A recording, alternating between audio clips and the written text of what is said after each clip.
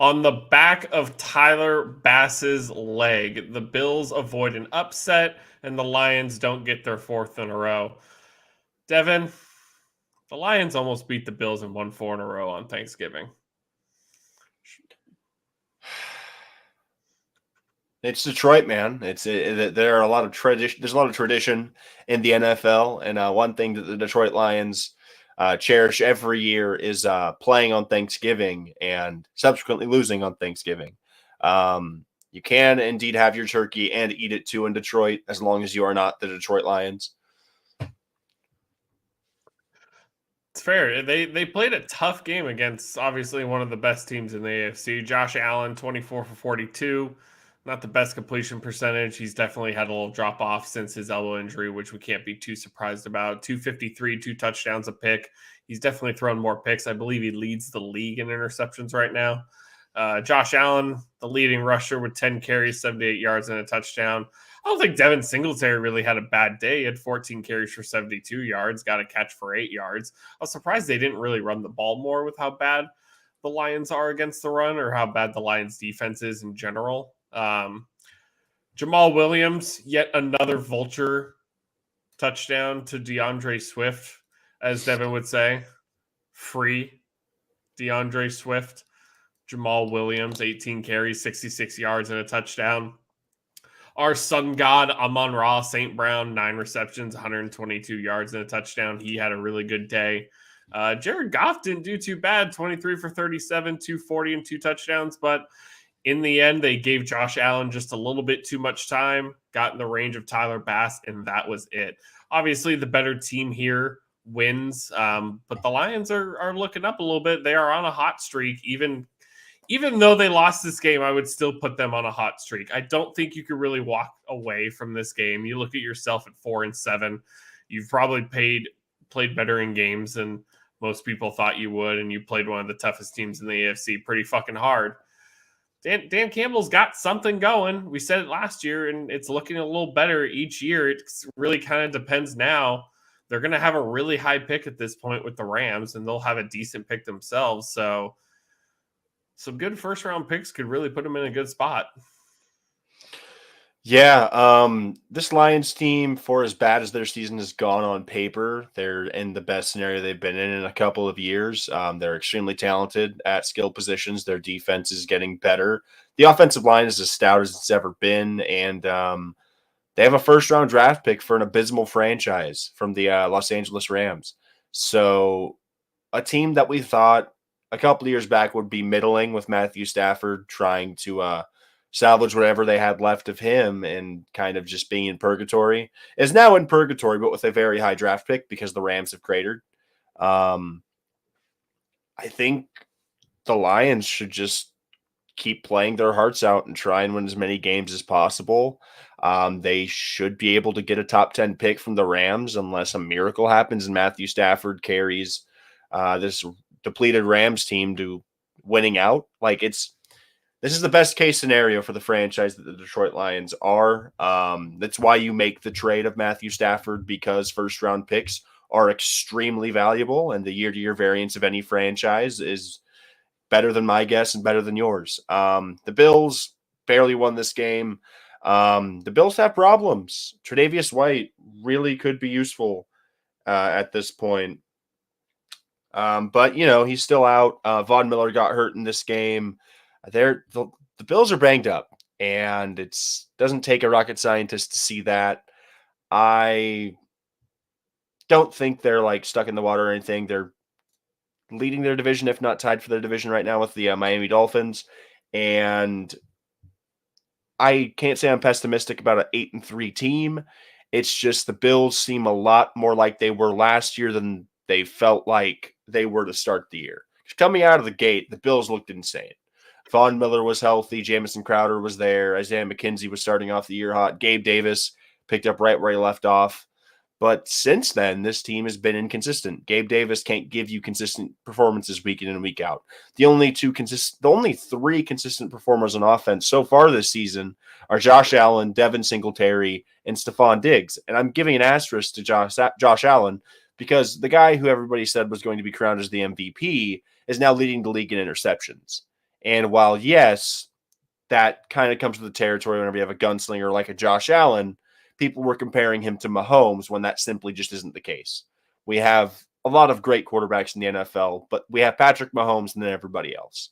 And Allen was flying incredibly close to the sun, and this franchise in general was. And I don't know if it's the bowl leaving as well. The offense doesn't feel as dynamic in certain sets.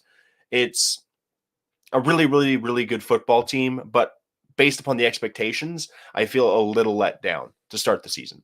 I think Allen could play better. I think the defense could play a lot better.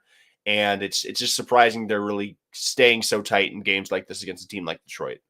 Because on Yeah, paper, Buffalo's way better. and the health of Von Miller is going to matter a lot. It is going to be a deciding factor, I think, for this defense in terms of levels. They could really be an elite defense with Tre'Davious White and Von Miller. But as long as those two aren't healthy, you kind of get this. This is kind of what you're getting. You're playing close games, and you can trust Josh Allen to win a lot of shootouts. But when you get into the playoffs, like we've seen before, shootouts are not where you want to be, especially when it's against Patrick Mahomes or even Joe Burrow at this point, or any other elite AFC team you're going to run into. Yeah.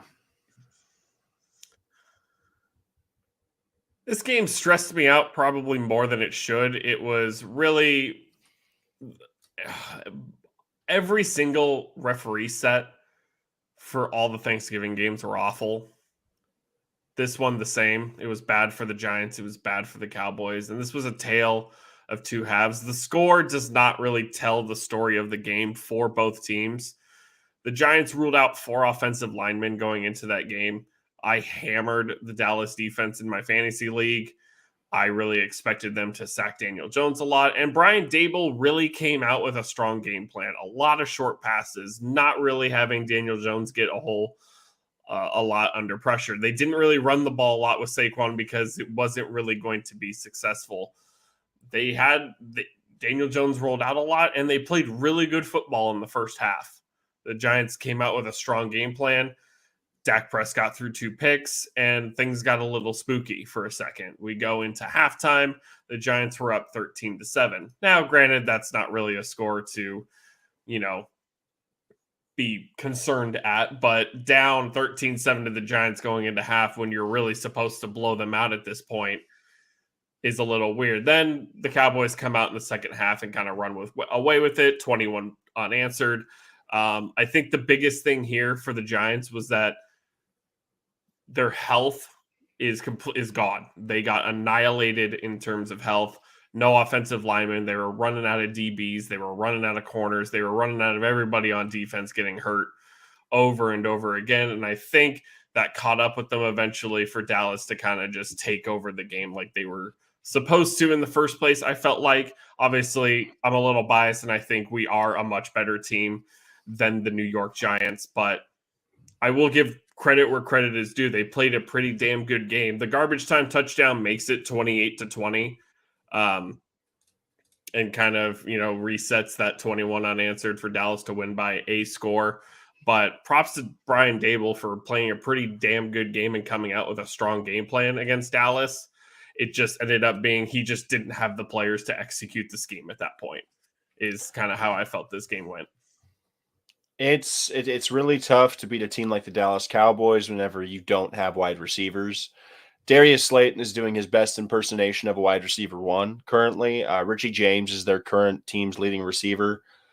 It's really tough. This team goes to Saquon does whenever you have a defensive front like Dallas does. It's hard to score more than 15 against this defense, and they did. It's just the fact of the matter that this Cowboys offense is just as good as the Giants offense is, if not better, by a large margin.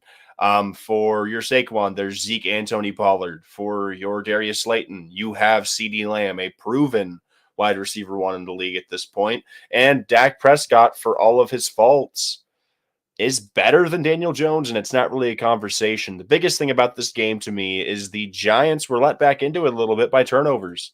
They had a pretty clean game. They didn't have a single turnover lost, and Dallas gave it up twice. Pair that with Dallas also being penalized more. the Giants were left in this game, for lack of better terms, even though the score did wind up being closer than it should have been due to a garbage time touchdown. This could have been way worse for New York. So coming out losing by 8 to arguably the best team in your division and one of the top 2 teams in the NFC right now, it's you can't really fault anybody. It sucks. Obviously, Adoree Jackson being out hurts them as well. The Achilles heel of this Giants offense is the receiving core. Whenever you go against teams that can move the ball, especially vertically like Dallas can, you're going to have a hard time keeping up in terms of overall points. And we saw that happen on Thanksgiving, regardless of how well the Giants defense played or how consistently well Daniel Jones has played over the last 2 weeks. They are just currently, their ceiling is so much lower than these other contenders. Yeah. And honestly, I kind of forgot about the penalties. I kind of threw that away in my mind. But I tweeted out at halftime that we were doing exactly what we did against the Raiders last season. Stupid penalties, extending drives, taking away our first downs, giving them first downs. 13 for 86 is unacceptable. That is not what a playoff or Super Bowl contending team does. I'm not saying we're a Super Bowl contending team. But if you want to be a Super Bowl contending team, that shit can't happen. You cannot give good teams extended drives. You cannot give up your own first downs because of a holding call. Like I said, the referees were not good. There was a lot of PIs missed. There was a lot of tic-tac calls, but it is what it is. We had 13 for 86, and that's just flat out unacceptable. That shit can't happen. But come out with the win. I feel like we have an easy next 2 games. Warm up for Philadelphia, and hopefully we can maybe beat Philadelphia. Hopefully Philadelphia loses a game along the way. Maybe we can get to the division, because I really would prefer not to play Tampa at home to start the playoffs, but it is what it is. But we'll see what happens. Did you watch this game? I watched bits and portions. My Thanksgiving was kind of a blur. Post-marriage and going to different households, you definitely lose track of some of these games. I spent the fourth quarter checking the back of my eyelids for light leaks because I would blink and I would lose about 5 minutes of the game. But I did see enough for this to be a war for a little while. This was a really damn good game. And Justin Jefferson is that dude. If you didn't know, now you do. Kirk Cousins in primetime, I was wrong. 30 for 37, 299, 3 touchdowns and a pick. I'm assuming what happened was, since they were playing inside and there were so many lights, somebody told him it was a 1 p.m. game and he just went with it. So that's what I'm assuming what happened. It's a solid strategy, and if they can continue to do that moving forward, go for it. But Justin Jefferson, 9 catches, 139 yards and a touchdown. Adam Thielen gets a touchdown. TJ Hawkinson gets a touchdown. This offense was just firing on all cylinders. They just really couldn't be stopped by a good Patriots defense. Credit to Mac Jones for throwing for 382 and 2 touchdowns. Hunter Henry caught 2 touchdowns, but the referees only allowed 1 of them. It was not the war I expected for sure. I really expected a low-scoring game. I expected primetime Kirk to show up. I expected the Pats defense to stand strong, and that's not what happened at all. I would not have expected Matt Jones to almost get 400 yards. They had no run game whatsoever. Ramondre Stevenson, 7 carries for 36 yards. Granted, they had to air out the ball, but Ramondre did get 9 catches for 76 yards. So if you didn't know, it is Ramondre season. Devin loves Ramondre Stevenson. Loves him. Neither team really got the ground game running. Dalvin Cook got 22 carries, but he only got 42 yards. So it really was Justin Jefferson versus, technically Devontae Parker was the leading receiver, but we're just going to say Ramondre Stevenson anyways. But what are your thoughts about this game?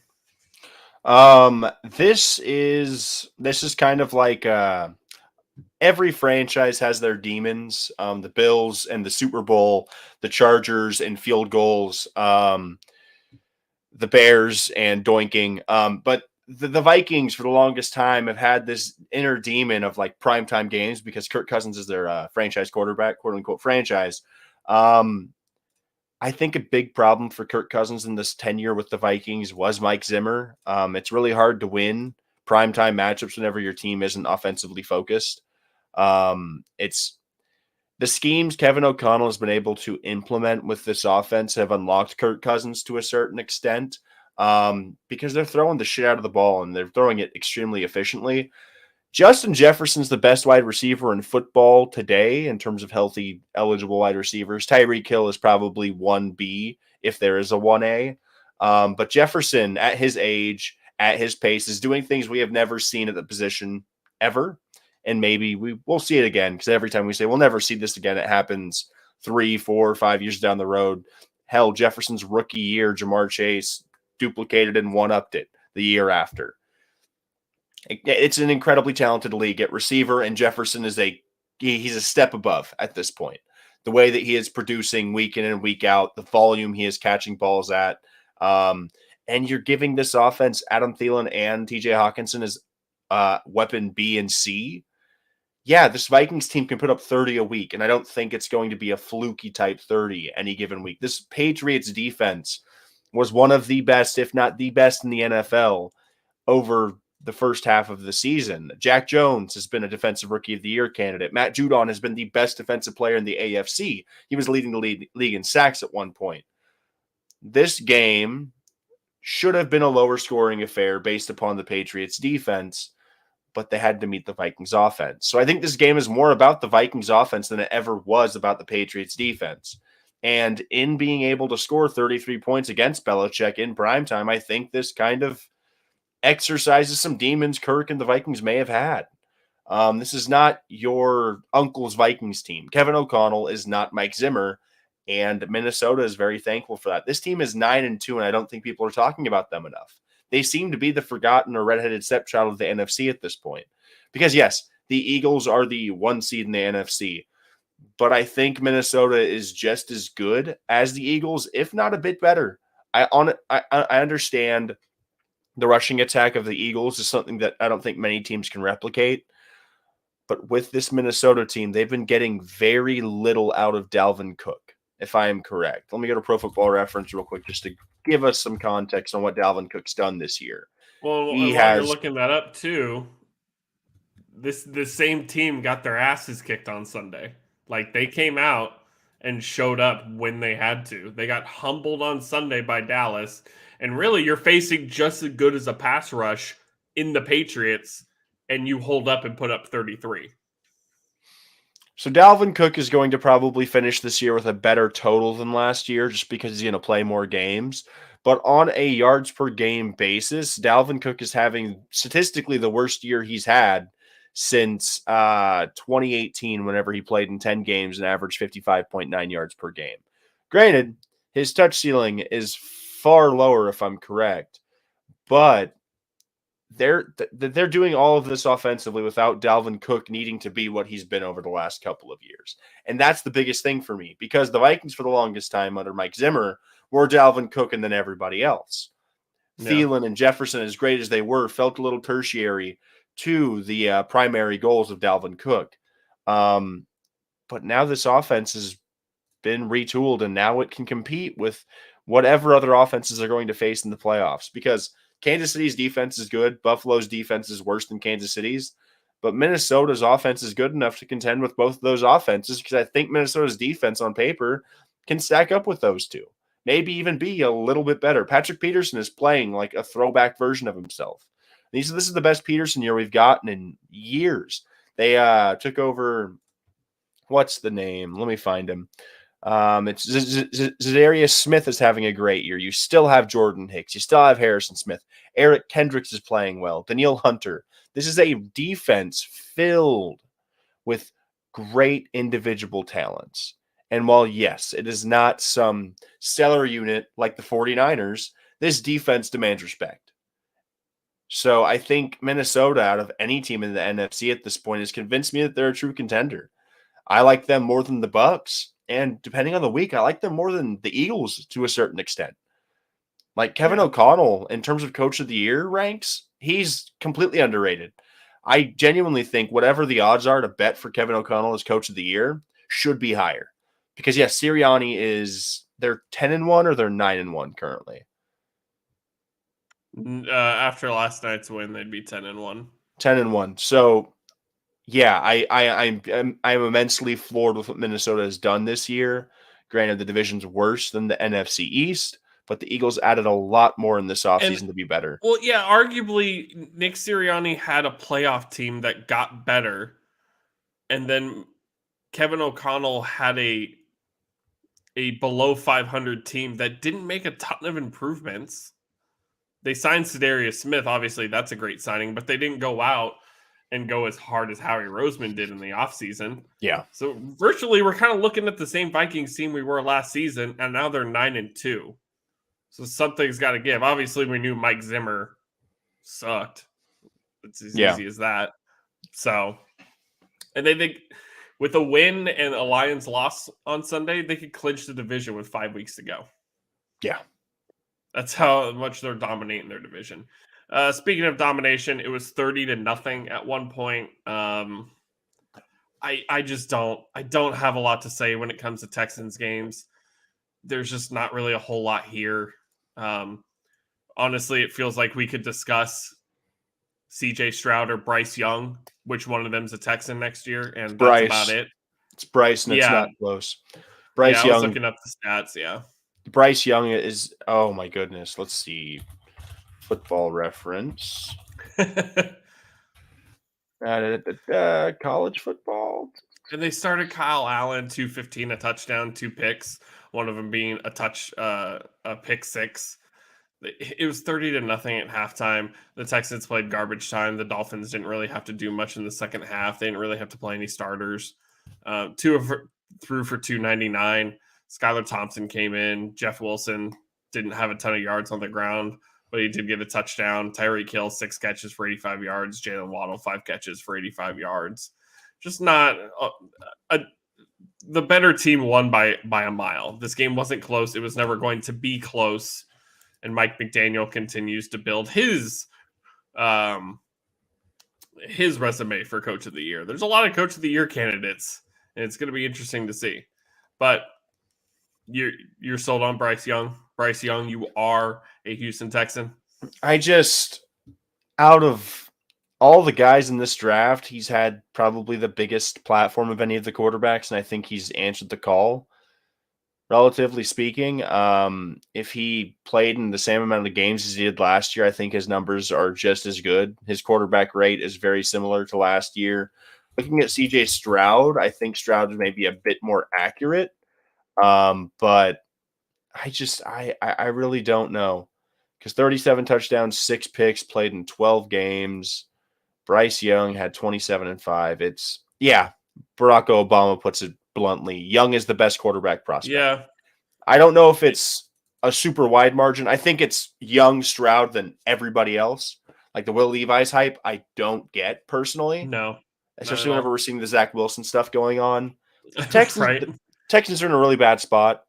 They could be in a worse spot thanks to the Laramie Tunsil trade, but they were able to kind of flip the script and moving Deshaun Watson to go get more draft picks from the Browns. This back half of the season will really determine how good that pick will be. But Houston just better hope they don't win any more games. If you have a chance to get a Bryce Young, I don't care if everyone loves Davis Mills in that organization. As a franchise, you don't hope to be picking first overall more than once in like a 5-year window. Because if you're constantly having years. Yeah, because best case scenario, the first pick they trade back and they can get some really solid defensive pieces and offensive linemen. But with a Bryce Young on the board, it's a lot harder to trade back, just because I think he's the guy. Yeah. Well, and the thing is, too, once they draft Bryce Young, they might have another. It really depends on what Deshaun Watson does, but they'll have another first-round pick from the Bears, and you could go out and maybe get a piece for Bryce Young. We'll see. Right now, the mock has Bryce at 1, Will Anderson at 2 to the Bears, CJ Stroud to the Lions at 3. And Will Levis goes down to 6 to the Panthers, which I feel like at that point, and we'll get into it when we get closer to the draft, I feel like at that point, if the Panthers aren't going to get CJ Stroud or Bryce Young, trade back. Mm-hmm. The way we see Will Levis. Will Levis, so whatever the proper way you say his name is. But yeah, well, when we get closer to the draft, we'll obviously get more into it. Everything can shift every single day. The Raiders went from 2 to 10 with a win, and now they're drafting a lineman in this mock draft. So it changes from week to week. Yeah. Bengals did again. They bottled up Derrick Henry a lot. I picked the Titans to win this game because I really thought Derrick Henry would have a better day than he did. But 17 carries for 38 yards. Ryan Tannehill threw for a scoreless 291 after Derrick Henry caught a pass, ran 69 yards, fumbled it, and then it got picked up. So it's not a touchdown pass, not a receiving touchdown. It's just a fumble touchdown. But it is a touchdown for But Treylon it is a touchdown for all you fantasy kids. Sorry about it. Bengals are rolling. They're doing their thing right now. They've kept up with the Ravens, and when we get to the Ravens, dear Lord, when we get to the Ravens, we'll talk about how that division's looking out. T. Higgins, obviously the dude when Jamar Chase is out, 7 for 114 and a touchdown. Tyler Boyd is not the dude. He went 2 for 16. Hayden Hurst, 6 for 57. I love Mike Vrabel. I love what he does with so little on this Tennessee Titans team, but boy, it just looks so different without AJ Brown. I love Treylon Burks. I think he'll be a great guy, but this team is just different without AJ Brown. And I know that's easy to say, but boy, this is a game where you miss him the most. For me, this game, I talked a lot of shit about the Bengals coming into the year. A lot of that still kind of stands in terms of like Zach Taylor. I still don't believe in this man whatsoever. I think most of the losses you can attribute to Zach Taylor just not being able to coach competently at the NFL level. But the biggest winner of this NFL season thus far is probably Zach Taylor. With how bad the new hires have been this season and some of the even year 2 coaches, Zach Taylor looks like a fucking rocket scientist. It's insane. If you would have told me at the start of the year that I would think that Zach Taylor isn't a bottom 5 coach in the league, I would have been like, really? And sadly, that is correct. The Bengals are a very talented team. Even without their running back 1 and wide receiver 1, Joe Burrow is able to get things done. Not as accurate as he usually is in this performance, but he got the job done. And for all the faults I gave them last postseason for getting the job done, these wins where Burrow's pulling it out are far less fluky than they were in the postseason last year. Tannehill didn't throw 3 picks. They're not getting touchdowns by dead whistle calls. The Bengals are just outplaying their opponents. They dominated time of possession. There was no turnovers in this game. They lost the penalty matchup, but in controlling the clock and just being able to pinpoint what they need to stop and stopping it, it rendered this Tennessee team relatively useless. Like, I get it. They put up 16 points, but against a team like the Bengals, regardless of the makeup, Joe Burrow's good enough to at least get you 15. And then you have a Lagan McPherson. You got to score at least 20 to 22 points to beat them, because after they cross the 45-yard line, they're getting points. Yeah, I mean, it's really simple as that. They've kind of broken out of their slump that they were in the beginning of the season. This was still obviously a really good game between 2 of the better teams in the AFC. But like I could just say it over and over. Once Derrick Henry gets bottled up, it really takes somebody to step up, and Derrick Henry was the leading receiver here. Robert Woods, 2 for 16. He really hasn't become what they were hoping he'd be. And I don't know if Robert Woods was ever a wide receiver 1, even when he was signed or when he was with LA or anything like that. But obviously this whole passing offense in general has just not been great this year. And that's probably going to be their downfall. They're still the division winners. It's still their division to lose, especially with the way the Colts look right now. They'll host a playoff game, but if they catch the wrong wildcard team, they could be easily at 1 and done. But I'll always give credit to Mike Vrabel for what he's been doing.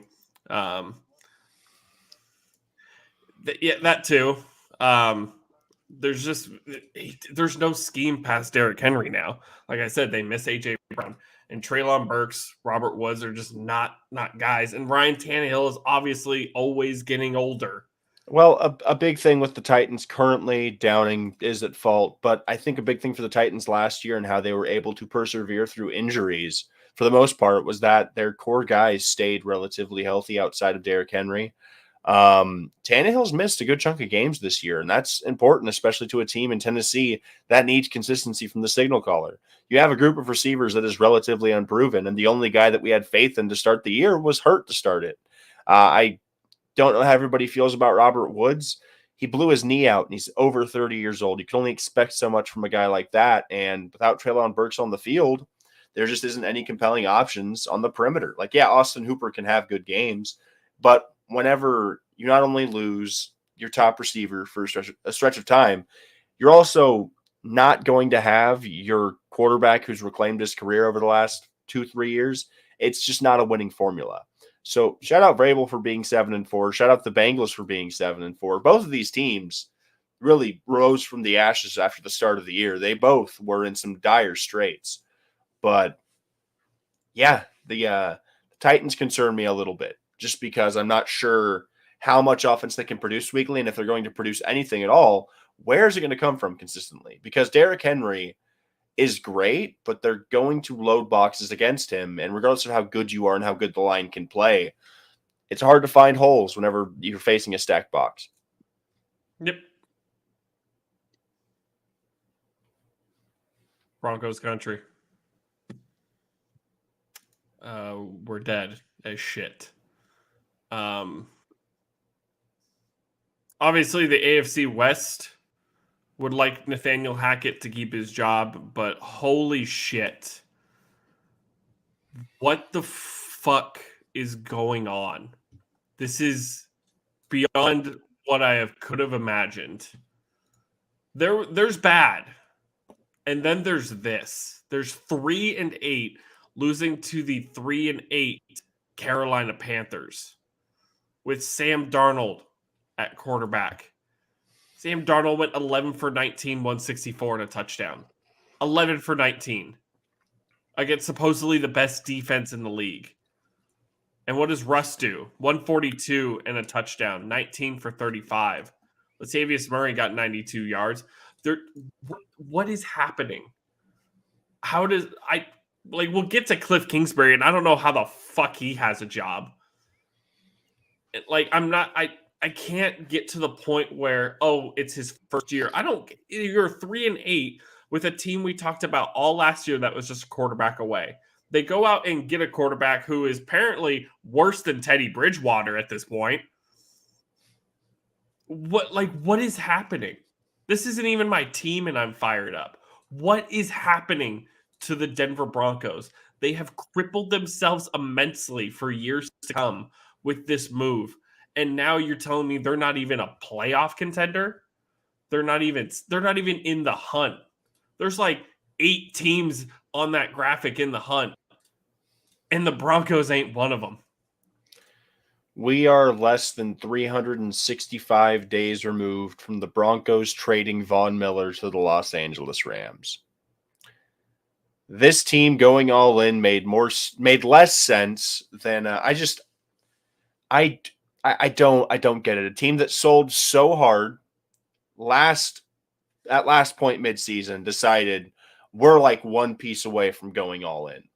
And they got one piece, and they signed one of the more overrated pass rushers in the NFL in Randy Gregory. He was good in Dallas. I get it, but I do think certain players benefit from the surroundings they have, i.e. an Aldon Smith with the 49ers. I think a lot of players can take for granted the scheme that they're a part of and the coaching staff that they play alongside of and the teammates that they share with. Gregory has been a relative disappointment. The defense has played their hearts out. This Broncos defense weekly is doing everything they can. But for a team that's been fledgling since Peyton Manning hung up the cleats, to sit there and say we're a quarterback away and trade for Russell Wilson, the guy that broke his thumb and hasn't looked the same since, for the guy that went to the Super Bowl and threw a pick to seal the game, for the guy that hasn't made it past the divisional since his last Super Bowl, like Russell Wilson, for all of his faults, is an above average quarterback. He has never been elite. He's never been top 5. Borderline top 10 if you want to put it that way. But Russell Wilson was never the guy you trade multiple firsts for and give a record-setting deal to. And it would have been one thing if they traded all the first-round picks. But it's another thing to give him one of the most lucrative deals for a quarterback the NFL's ever seen before he's played a single snap of football. The extension should have never happened. The extension is what really blows my mind because the Broncos could have just, traded for him and waited it out and then signed him after maybe the halfway point of this year. There's no pressure to sign him after you trade for him because, why? I did not understand the extension. The entire city of Denver shouldn't understand the extension. This Panthers team punched the Broncos in the mouth and held onto the ball for a very long time. Now, riddle me this, though. Yeah. How many first-round picks did they trade for him? 3? I'll 2? look it up. Yeah, he still had 3 years left on his contract, as Barack Obama is saying. There was no reason to extend Russell Wilson. Oh, I'm throwing my question out the window then, because my question was, with this information, I was unaware of this information. My question's out the window because my question was originally going to be, if you're going to give up 3 first-round picks, even 2, and Noah Fant, and I'm not saying Noah Fant's like the greatest tight end ever, but you're giving away a lot of pieces for Russell Wilson. Doesn't it make sense to, when you send all those assets away, to extend a guy like that so you have him for an extended period of time? But with this information, the extension seems like the stupidest thing on the planet because you would have at least had him for the years that you don't have the picks. And it didn't work out. It didn't work out. You're not crippled for, past the, you may not be, you'd be crippled for less time than you are now. But yeah, with this information, with that extension, my question goes out the window and I'm absolutely just blown away. He signed a deal in 2019. And then this. He signed a deal in 2019 for 4 years, $140 million. Like 2019 through 2023, 4 years, $140 million. He then signs the extension. And this extension is where it gets crazy because on his base salary for the first 2 years of the extension he had with the Broncos, they extended 5 years past 2023. And in this extension, his salary doubles in the first year. It triples it actually quadruples. Yeah, because he's getting paid $8 million next year. His dead cap is $107 million if they cut him after the season. So you can't cut him. You can't trade him. The trade itself, it was, let's see. $107 million. Give me the details. So they traded, goodness. Hey, Jonathan Taylor is having a second half.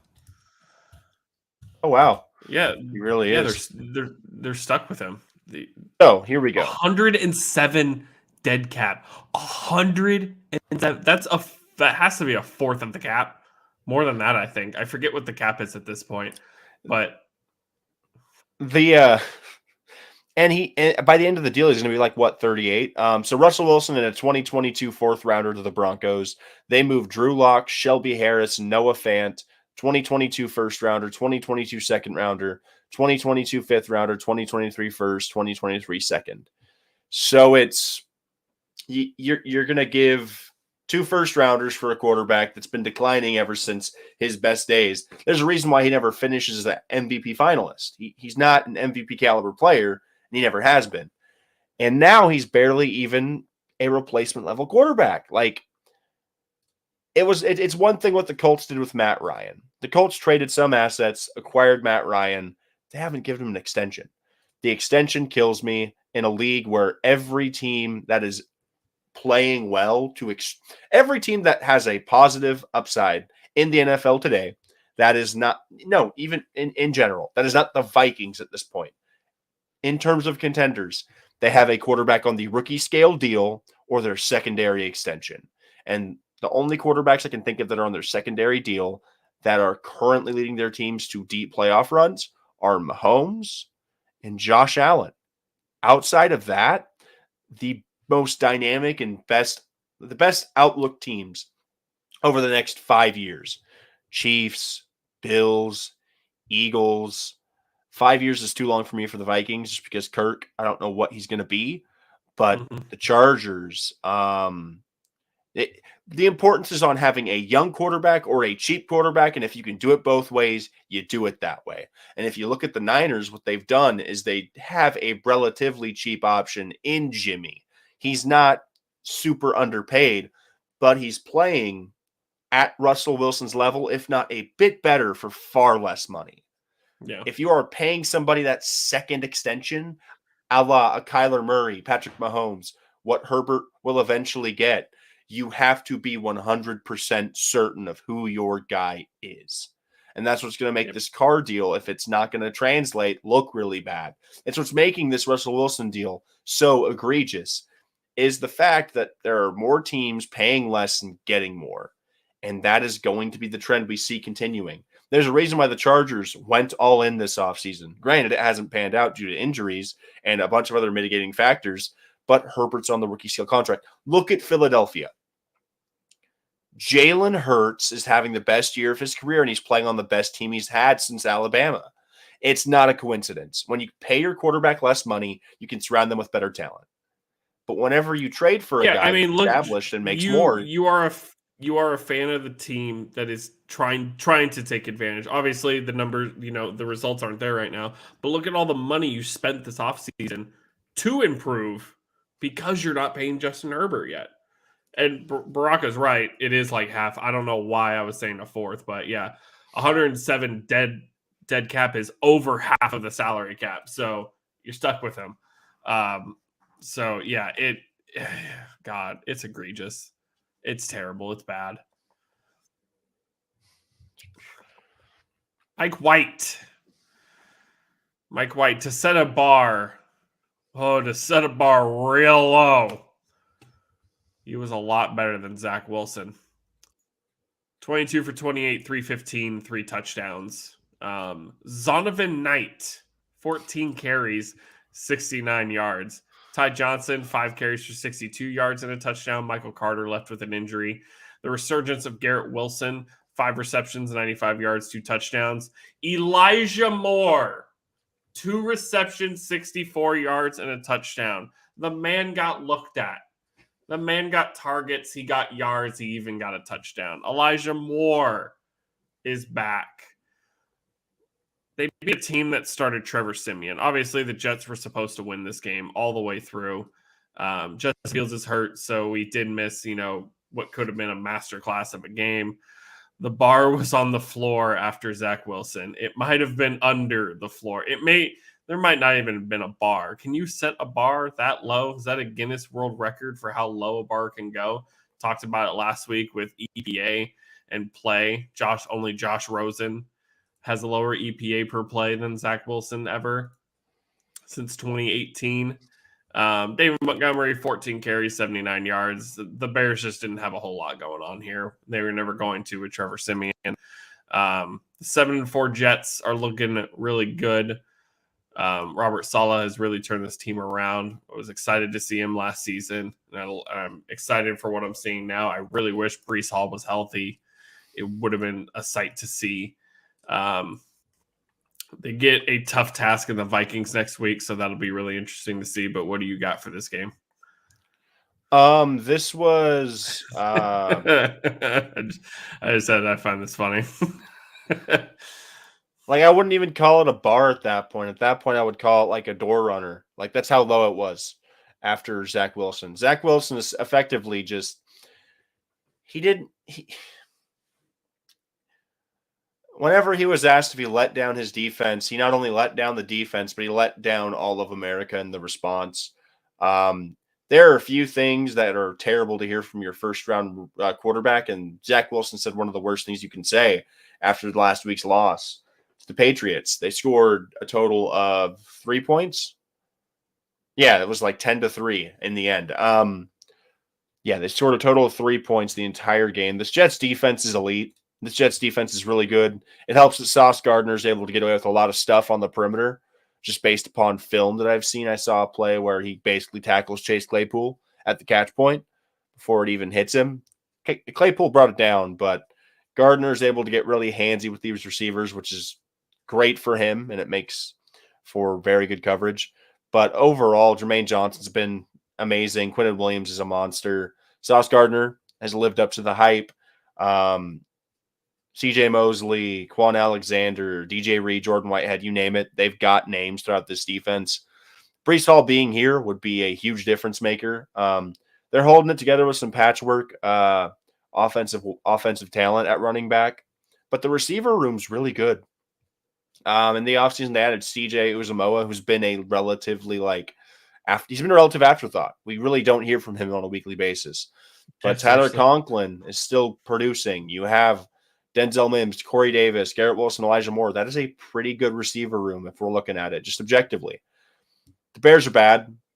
It's good that the Bears are bad. They need to get as high of a pick as possible to surround Justin Fields with incredibly great talent.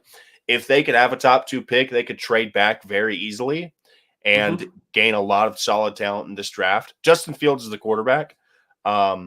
At least for the next 3 years, I don't see why you move off from him in terms of a second or at least 5th-year option type stuff. If Daniel Jones has been here for the last 4 years in New York, why can't Justin Fields get the same opportunity? I think his legs have a higher upside, and in terms of his talent, he's one of the best quarterbacks Ohio State's ever had. And to put that bluntly, Ohio State has had a good number of quarterbacks grace NFL fields that have not translated. But it would be dumb to not try and at least give Justin the full go at least. We have Jalen Hurts is a guy that I think fits this Justin Fields mold in terms of a guy that everybody believes in. He's not totally accurate. Surround them with talent. See what happens. It's not hard. It genuinely is not hard. Quarterbacks tend to fail for one of 3 reasons. They just weren't that good, not enough talent around them, or just terrible situation. It's one of those 3. And yeah, Fields for sure. Barack Obama makes a solid point about Fields turning it around. But he's got to figure out the balance the way that Lamar kind of has. But I like that Fields has the edge to him, that he tries to get the extra yards, but he does need to protect himself to a certain extent because he's got to be Kyler. He's got a very slender frame. Yeah, Kyler knows he can't take a fucking hit. Kyler's 5'10". Kyler cannot take a shot. Robert Griffin could not take a shot, but he did anyways, and we saw how that turned out.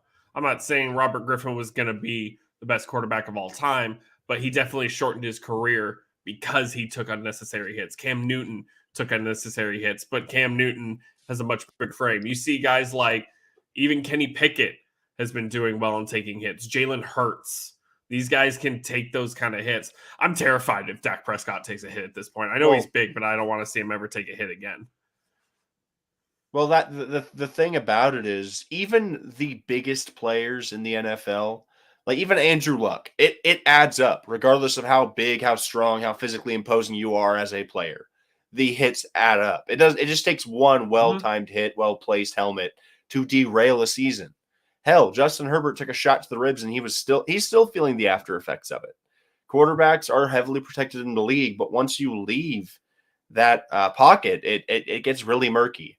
And I think if Fields can kind of learn to slide, not even learn to slide, he takes a lot of like pop shots. Mm-hmm. Fields is going to learn sooner or later how this is going to work out for him.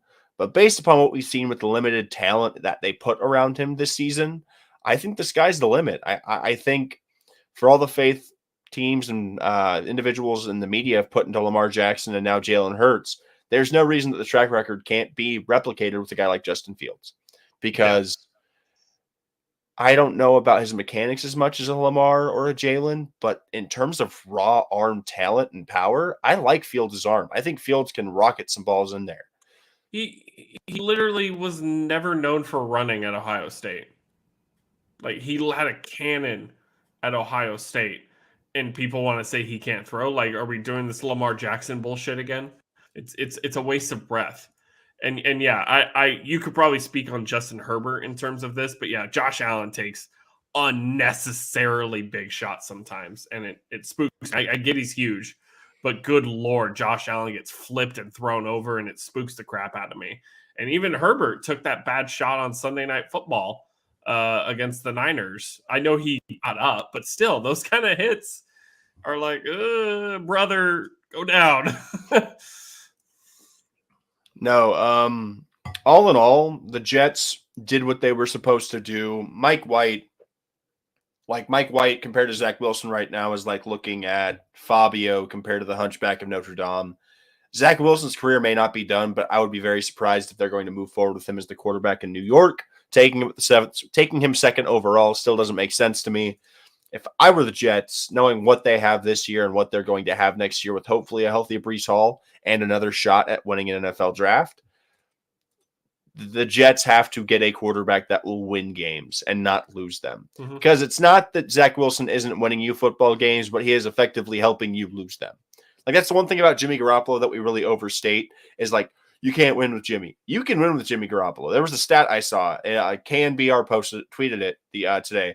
And 49ers starting quarterbacks through their first 59 starts.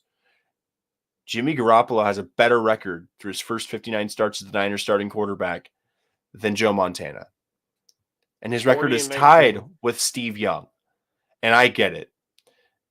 The 49ers are a very, very well-rounded team and a very good team. And he's also 10-2 with no touchdowns thrown. But why can't Zach Wilson do the same thing? And the fact that he can't is extremely alarming. So if this team is this good defensively now, and the offense is so competent with Mike White, Robert Saleh he coached for that 49ers team. He understands the schemes, I'm sure, that were ran out in San Francisco. There's a reason why these disciples of Kyle Shanahan are producing at the NFL head coach level. The schemes that are used in San Francisco, they work regardless of personnel, it seems, for lack of better terms. So Jimmy Garoppolo should be available unless the Niners win the Super Bowl. Yeah. Why doesn't Jimmy go to the Jets? There's going to be quarterbacks to have in the offseason. Derek Carr, if things go terribly, could be available. Aaron Rodgers could be available. There are plenty of names that will be circling the bowl in the offseason. And New York would be stupid to not try and kick the tires on at least one of them. And for this, it's as simple as this. At the end of the day, us as fans want to win. Doesn't matter how you do it. Doesn't matter when. It matters when you do it, but it literally does not matter at the end of the day how you win a football game, how controversial it is, however many excuses are made, this and that. You play to win the game. It doesn't matter how it's done. I was thinking about this today. Jimmy G to the Jets makes so much sense, and it'd be so good to see.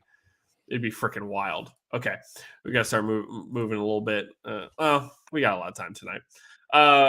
Taylor Heineke sucks, but so does Marcus Mariota. So, Devin died. Okay, I am by myself. I think Devin hit the back button by accident. There he is. I accidentally hit the back button on my mouse on the right. That's exactly what I said. But yeah, Taylor Heineke sucks, but Marcus Mariota sucks even more. The Commanders continue to hold up defense and win games. They're a playoff team right now, but as long as Taylor Heineke is 138 for 2 touchdowns, okay, it's not a playoff caliber quarterback. But Marcus Mariota went 174 with a touchdown and a pick, and the turnovers matter the most. Marcus Mariota is not good. Oh God, looking at this like spread of like red for total yards is like terrifying to look at. Hey, you know what's good for Arthur Smith and the Falcons? Arthur Smith's father is the founder of FedEx, the logistics shipping solutions company. If Arthur Smith needs any help shipping stuff after he gets canned as Falcons head coach, he should have no issues because he has connections with FedEx. Good to go. This is a game where I think Arthur Smith is a better coach than Ron Rivera under current standing. I think the Falcons are really bad. The fact that they're once again almost 500 with Arthur Smith is a testament to his coaching. As frustrating as it is, it wins games to a certain extent. Mariota's not the starter. The Falcons really should be hoping to bottom out, which they won't, which is supremely frustrating. Cordell Patterson and Tyler Algier were doing their best crisscross impersonation, trading off bar for bar, rush for rush. It's just not good. Your first round pick gets 2 receptions for 29 yards. Olamide Zaccheaus is your leading receiver on the day. Kyle Pitts is done for the year, effectively. He's on IR. I don't see any reason to bring him back this season, and I don't see any reason to bring Marcus Mariota back next season as well. Desmond Ridder should be starting football games at this point because you drafted him with a day 3 pick.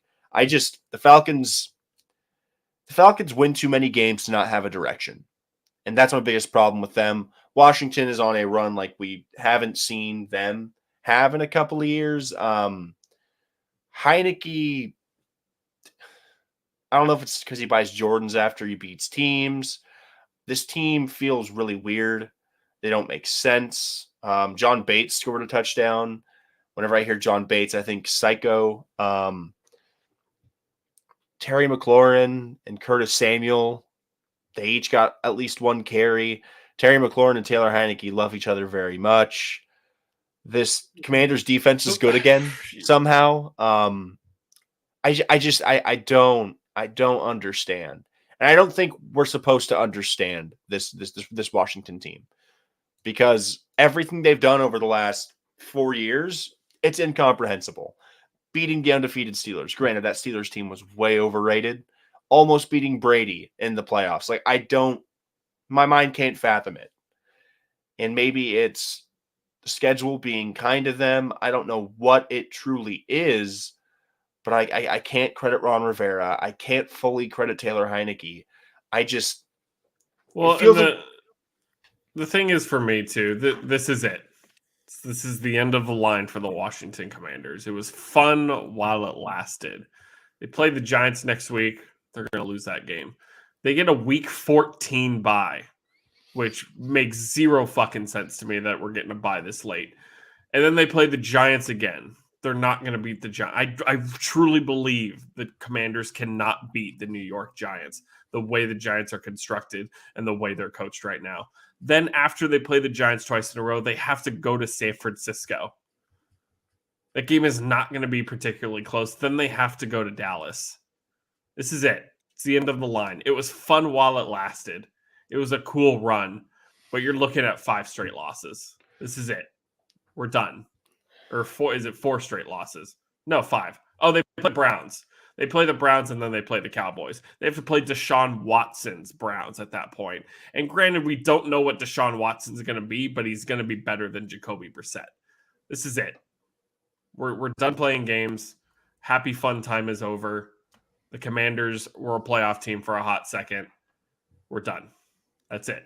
Ron Rivera shouldn't have a job next year. Taylor Heineke shouldn't have a job next year as a starting quarterback for these Washington Commanders. So let's move on. One thing, Taylor Heineke is the best backup quarterback in football right now, if we're not counting Jordan Love after what he did. Or Jimmy. Yeah. I think the Commanders are going to be the belle of the ball. They're going to ruin some team seasons late in the season. They are as much what the Jaguars were supposed to be this year. Like, genuinely, they are going to be the thorn in teams' sides. Losing to the Commanders is going to cost teams playoff spots. And while the Commanders might not make the playoffs, I think they are going to really be the crux as to why people have made the playoffs. I will say Baraka's right. Divisional games are weird. They could definitely split with the Giants or even 2-0 them, and I wouldn't be insanely shocked. But just the way that these teams are constructed and the way Brian Daboll has been coaching this team, I just think the Giants are the better football team all around in every aspect of the game right now. And they did. They showed up the Eagles on primetime. They caught the Eagles. They caught the Eagles napping and the Eagles were bound to lose a game at some point.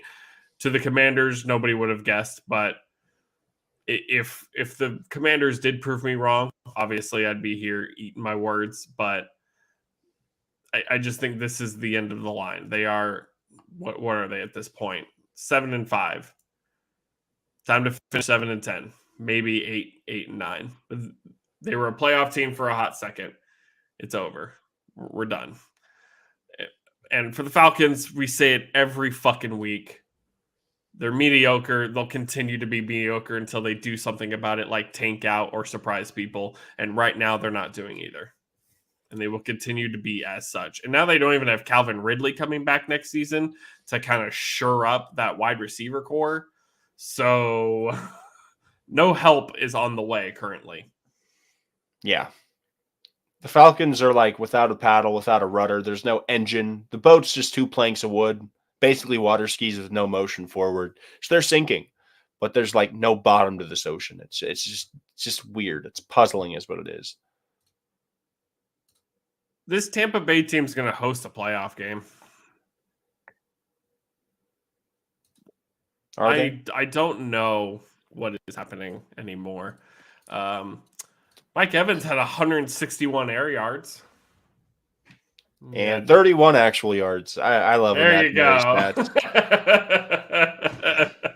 But Chris Godwin, 12 receptions for 110 yards. That's always fun. But good Lord, does this team stall out?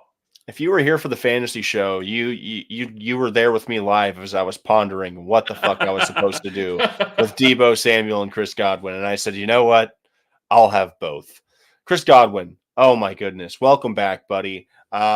He is the heartbeat of this offense with Leonard Fournette out and the offensive line being held together with Scotch tape and X-Acto knives.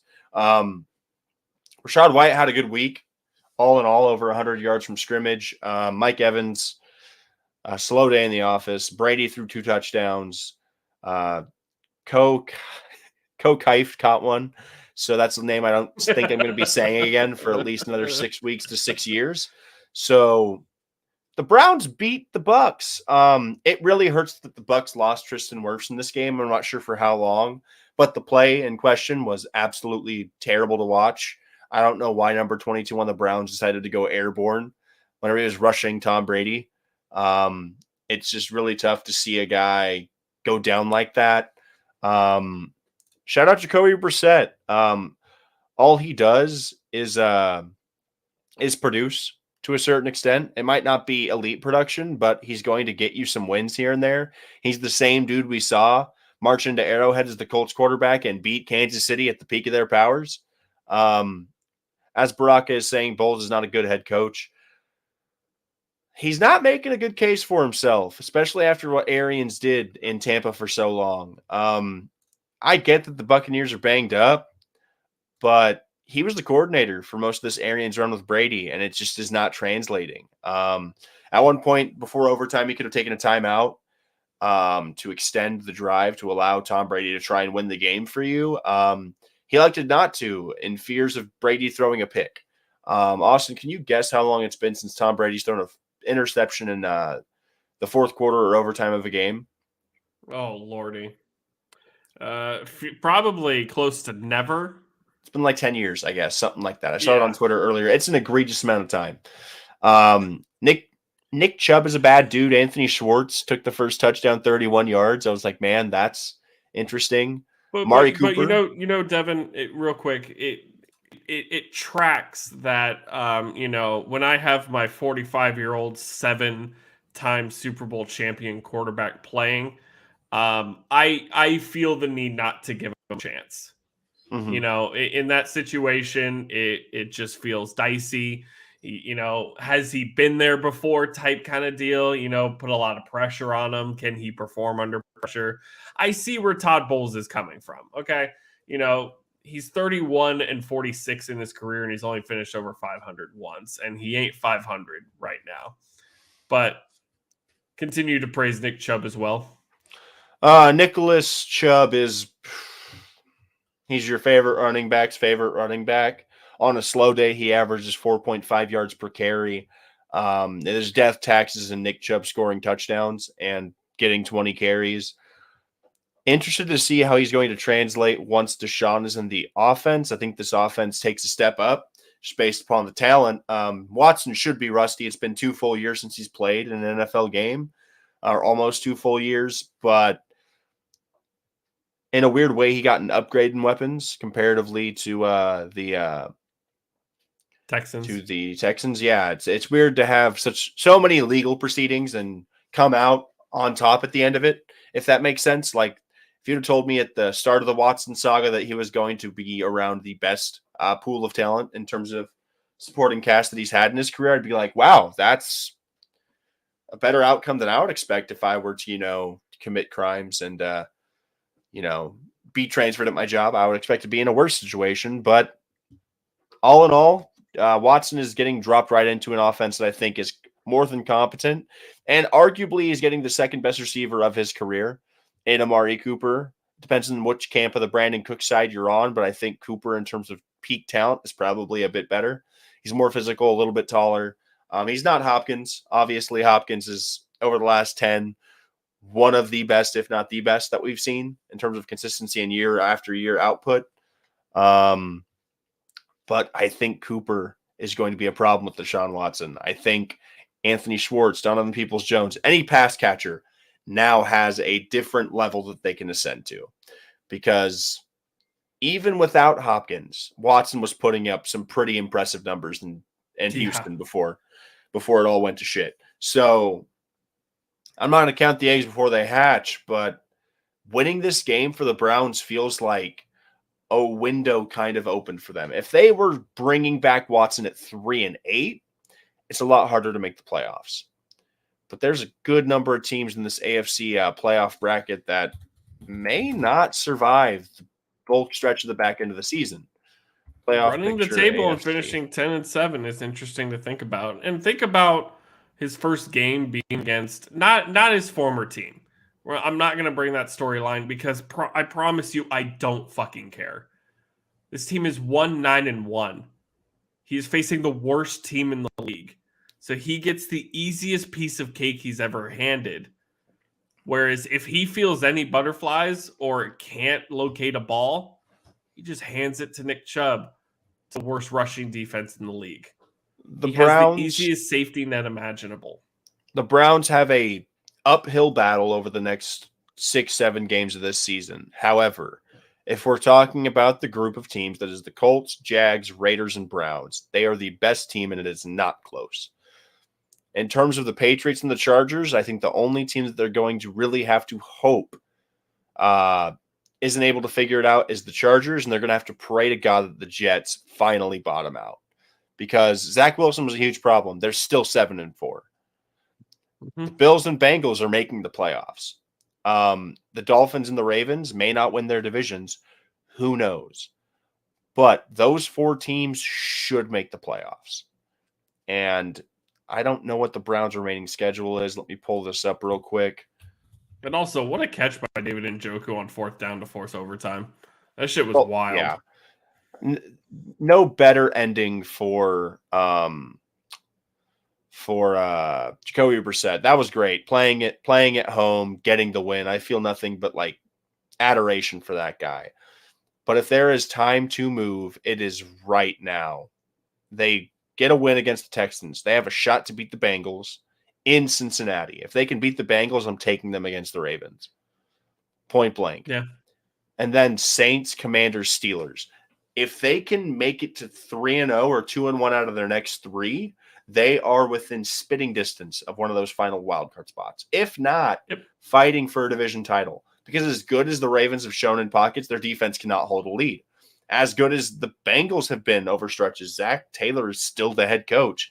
And they haven't been the most consistent team in the NFL. Whenever they're on, they're on. But this Browns team with Deshaun Watson could be bad. They could be worse than they were with Jacoby Brissett. But that is a reality the Browns cannot afford to exist. Because just like the Russell Wilson deal. Okay, go ahead, say your point. My only point is if they're bad this season, it's a wash, it's whatever. He played 6 games. Yeah, 6 games. Whatever. It's next season that really matters to me the most. If they don't make the playoffs this season, Jacoby Brissett had to start 11 games. 4-7 is not the best spot to be in.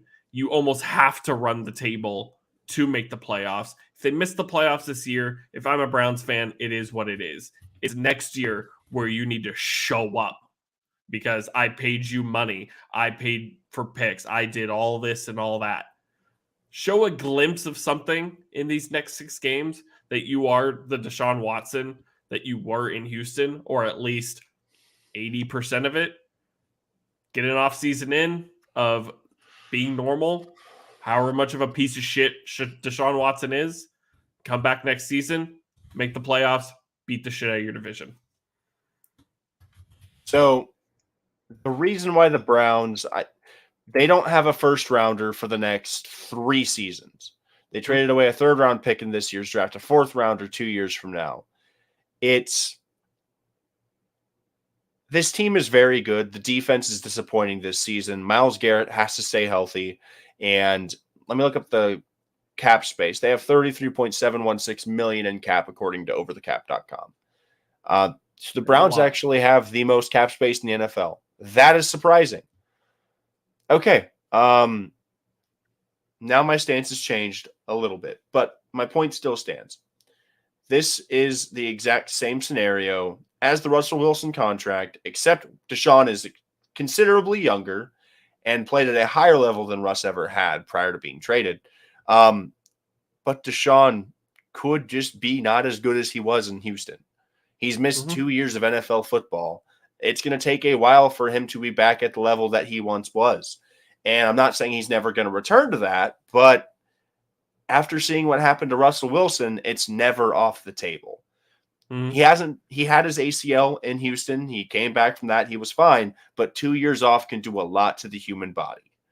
And I'm not going to bet that Deshaun Watson is like 60% of what he was. I think he's going to be 85 to 90 whenever he's back in the full swing of it. But 3 straight years of no first rounders is really tough, especially whenever you don't have the Aaron Donald and Cooper Kupp already under contract. What the Rams did is it doesn't happen in the modern NFL. And it feels like the Browns are trying to do that, and they have the bones to try and accomplish it. They genuinely do. But there's a lot of moving parts to this. Chubb is on an extension. They have Cooper for like 2 more years after this year. There's a way for this thing. There's a way for this thing to work, and they've done everything right up until the point where they traded for Watson. They're going to have to do everything right from this point forward, or else this is a house of cards and it can easily tumble down. Yep.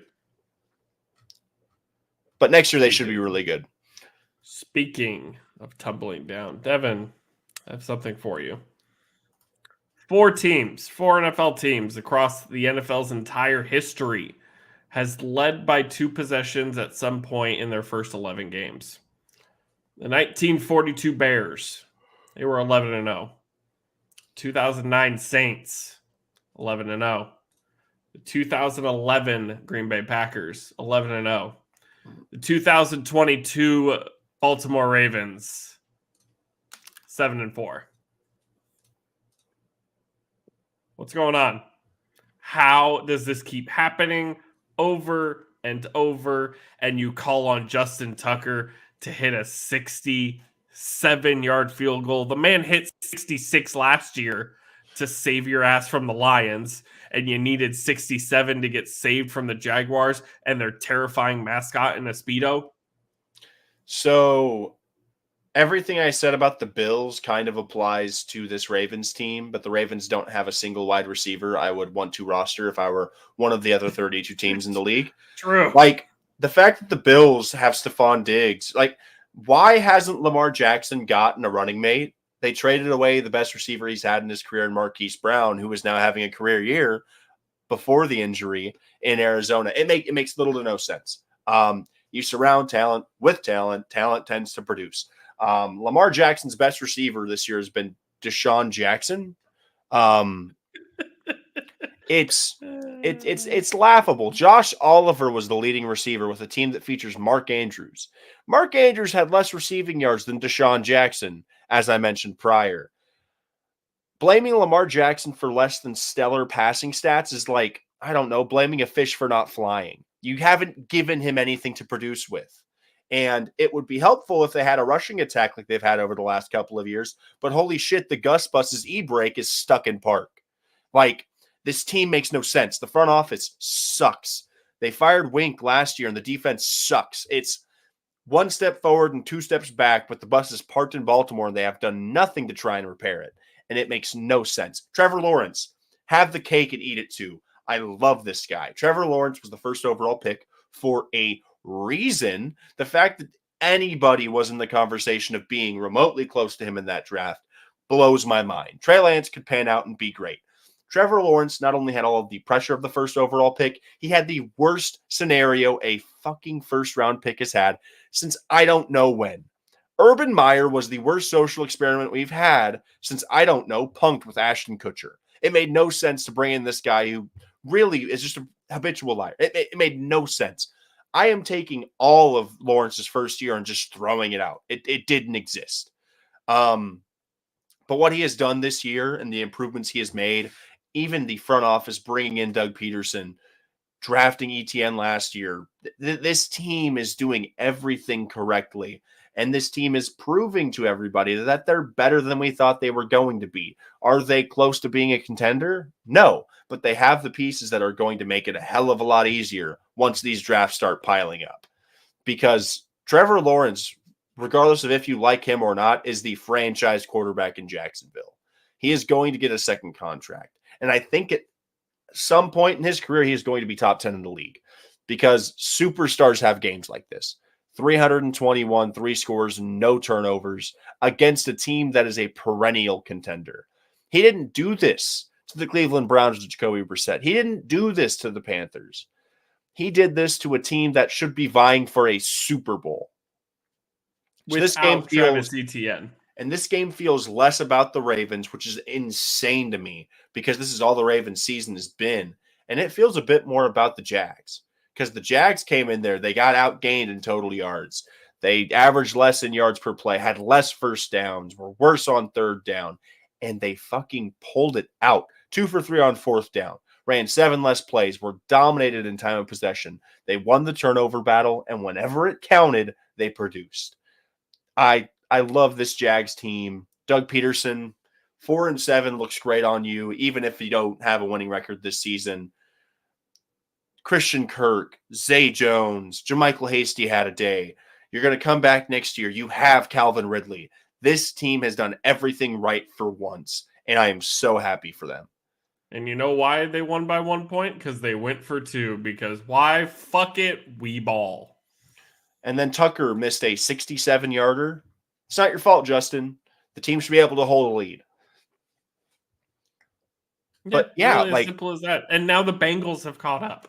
Like maybe I'm over-exaggerating about the Jacksonville Jaguars, but there's a roadmap to where they could be fighting for a division title. They get 2 games with Tennessee in the next 3 weeks or something like that. Or the next 5. Over the rest of the season, they have 2 matchups with Tennessee, and Tennessee only leads by 3 games.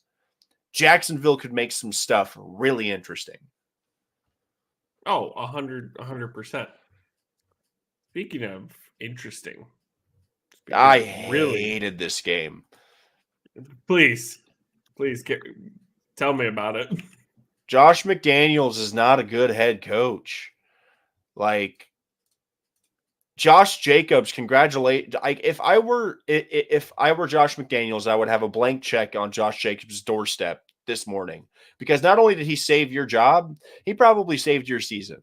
The Raiders probably aren't making the playoffs, but if the Raiders lose this game in the way that they were supposed to lose this game, I don't think McDaniels has a job come week 13. I just don't see it. Josh Jacobs had a day that I don't think any of us have seen in a long time.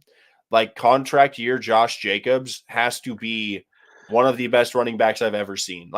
They declined his 5th-year option. I knew he was good at Alabama. I drafted him his rookie year in fantasy. I don't know when the narrative changed, and it was Josh Jacobs is the Black Plague, and he's going in the 8th round. I feel foolish for buying into the hype that he wasn't good because Alabama running backs skew good in the NFL. And Jacobs was he was drafted in the 1st round for a reason, and he's proving it.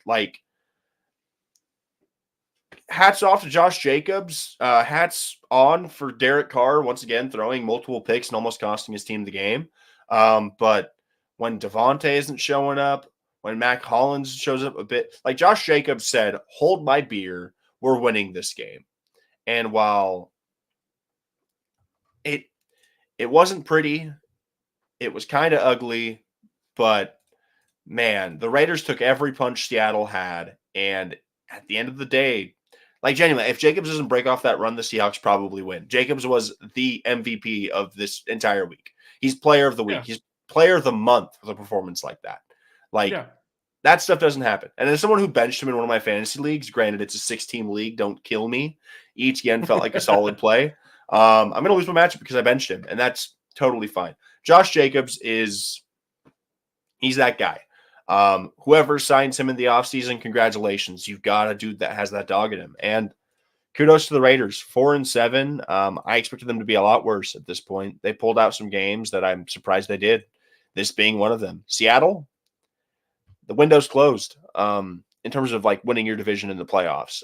The Niners are a really good football team. And while, yes, you are tied, oh no, you're just down by one game. So they went No, from yeah, they're in a leading bad their spot.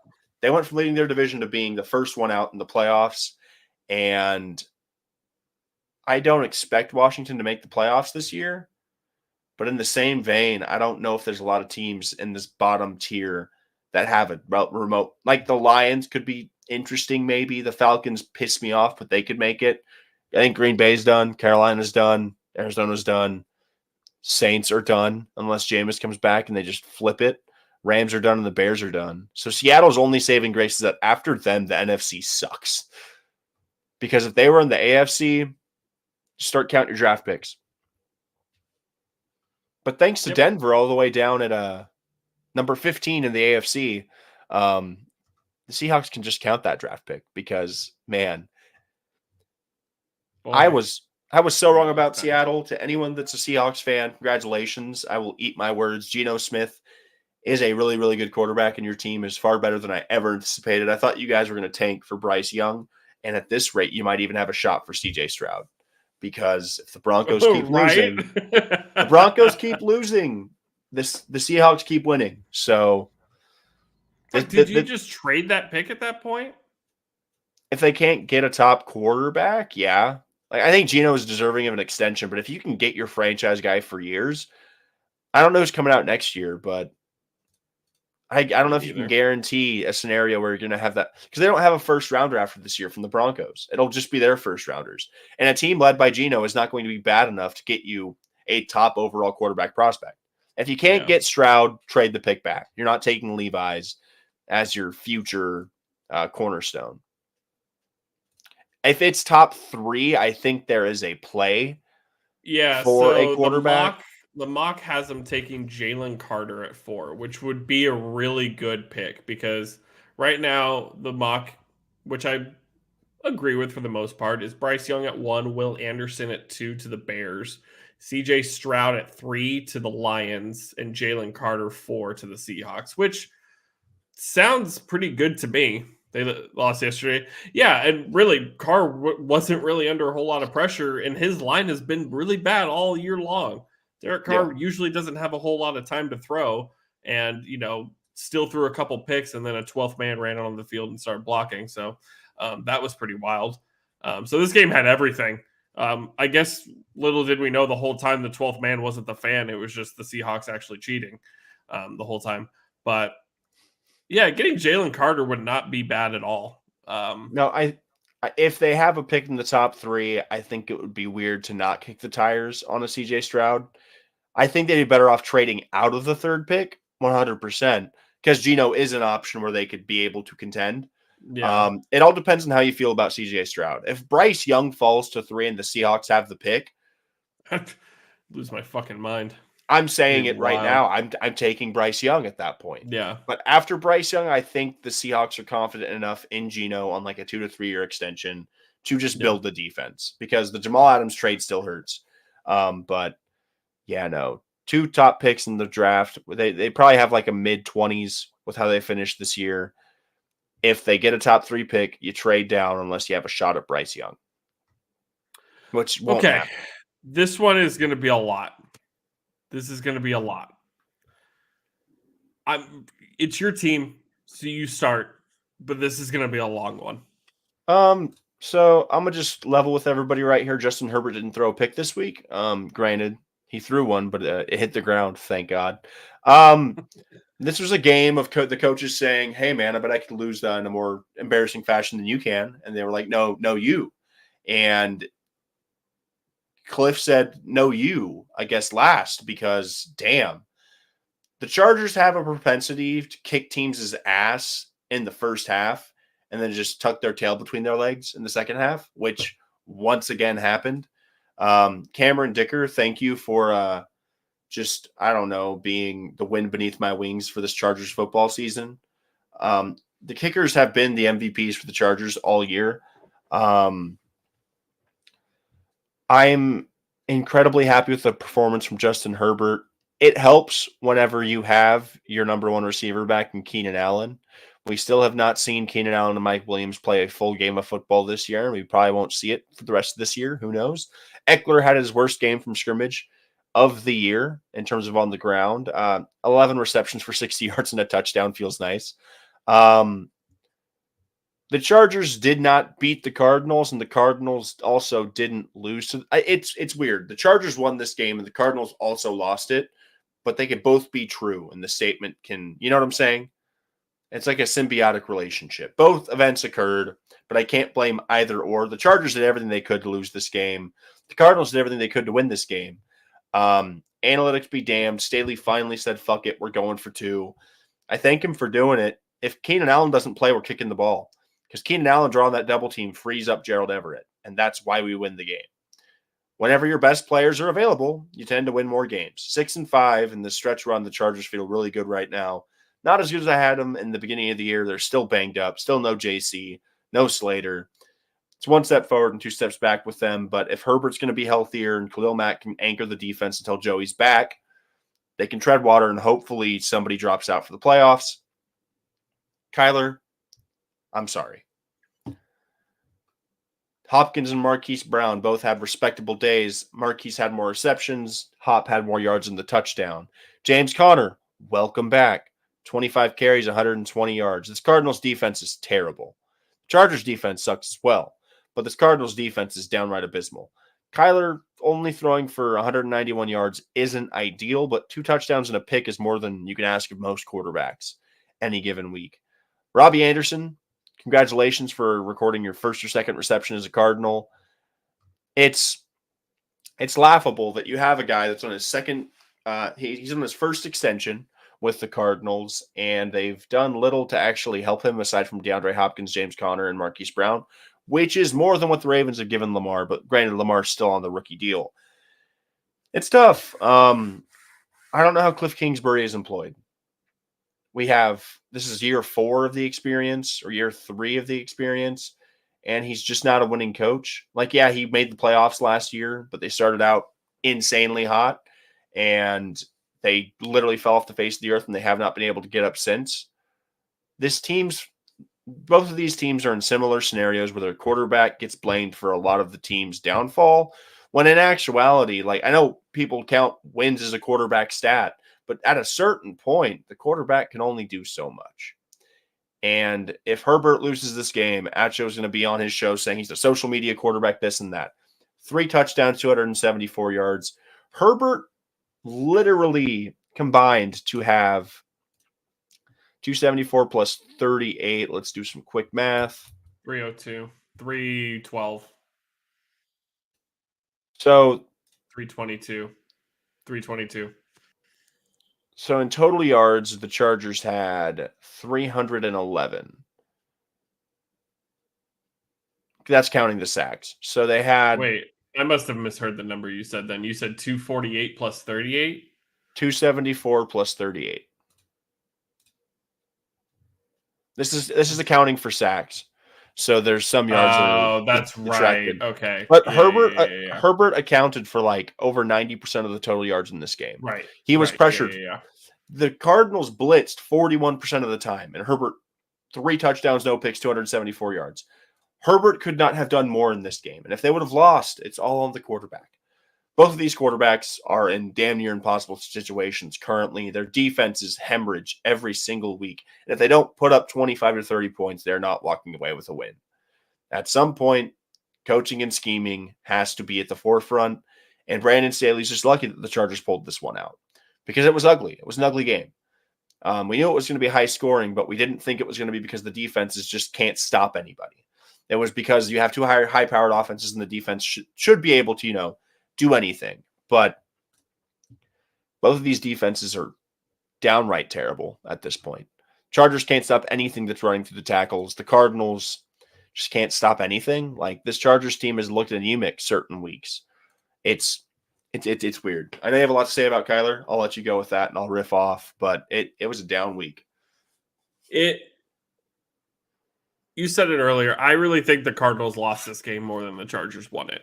And I'm not going to take anything away from the Chargers. The Chargers played a damn good game.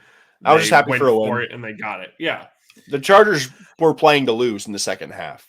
14 points in a quarter. You muster 11 in the final two. Well, and the thing is, the touchdown they scored to end the game was their second touchdown in their 22nd second half possession. Yeah. That's how abysmal they've been in the second half. We talked about it last week. We talk about Kyler for a second. It makes me absolutely sick that Kyler continues to have these games. 191 is not going to blow anybody away, but add in 56 yards in rushing, add in a rushing touchdown, he accounts for all the fucking scoring. Account for the schemes that Kliff Kingsbury comes up with on fucking Madden 20 or something, because God knows he probably doesn't play the newest gen of Madden. That's how far behind he is everybody else. Kyler went up to the podium and they asked him about the 4th and 1 play that turned into a fade to DeAndre Hopkins that turned into an interception. And what does Kyler say? He says, schematically, we're fucked. This isn't the first time we've seen Kyler angry with Kliff. He was screaming at him on Thursday Night Football. And what do the comments read of people? Kyler's a bitch. Kyler can't take accountability. What do you want the kid to do? The kid has done literally everything physically possible to win, has all the offensive weapons. Look what Brian Daboll is doing with extremely minimal talent. And look what Kliff Kingsbury is doing. Granted, their defense is fucking awful. I get that. But Kyler Murray, James Conner, Marquise Brown, DeAndre Hopkins, even AJ Green to an extent, and even Rondale Moore when he's healthy, could put up 35 points a game. That's a lot of fucking talent on an offense. And you want to tell me that Kyler can't take accountability. You want to tell me that he's playing Call of Duty too much, that it's all Call of Duty this and all Call of Duty that. If Kliff Kingsbury isn't the head coach of this football team, they're in the playoff race right now. They even may scare the Niners a little bit. Granted, Colt McCoy had to start 2 games. That's never ideal. But the fact that Kliff Kingsbury still has a job after collapse after collapse, and we didn't even start hot this year, you just suck. How does he still have a job at this point? At least get rid of his ass. The fact that he has a job as I'm speaking right now is a joke. At least give the interim guy the bye week and another week moving forward to kind of get things together and look pretty towards the end. And you've got Kyler Murray for a long time. Kyler Murray's only making $2 million base salary next year. He's making less money than Dak Prescott, and I would rather have Kyler Murray as my quarterback. I love Dak Prescott, but the things that Kyler can do with his legs, he has similar arm strength and accuracy to Dak Prescott. He has better running ability than Dak Prescott. And granted, that's not Dak's fault because he's so beaten to hell at this point. He probably runs significantly less. But still, the things that Kyler Murray can do, the only reason why the Cardinals beat the Raiders is because Kyler Murray had to run around like a freaking leprechaun being chased for his Lucky Charms to make a 2-point conversion. Like, I don't know what Kyler has to do. I can't name you in terms of quarterbacks who bring talent to the table. I can't name you 10 better quarterbacks.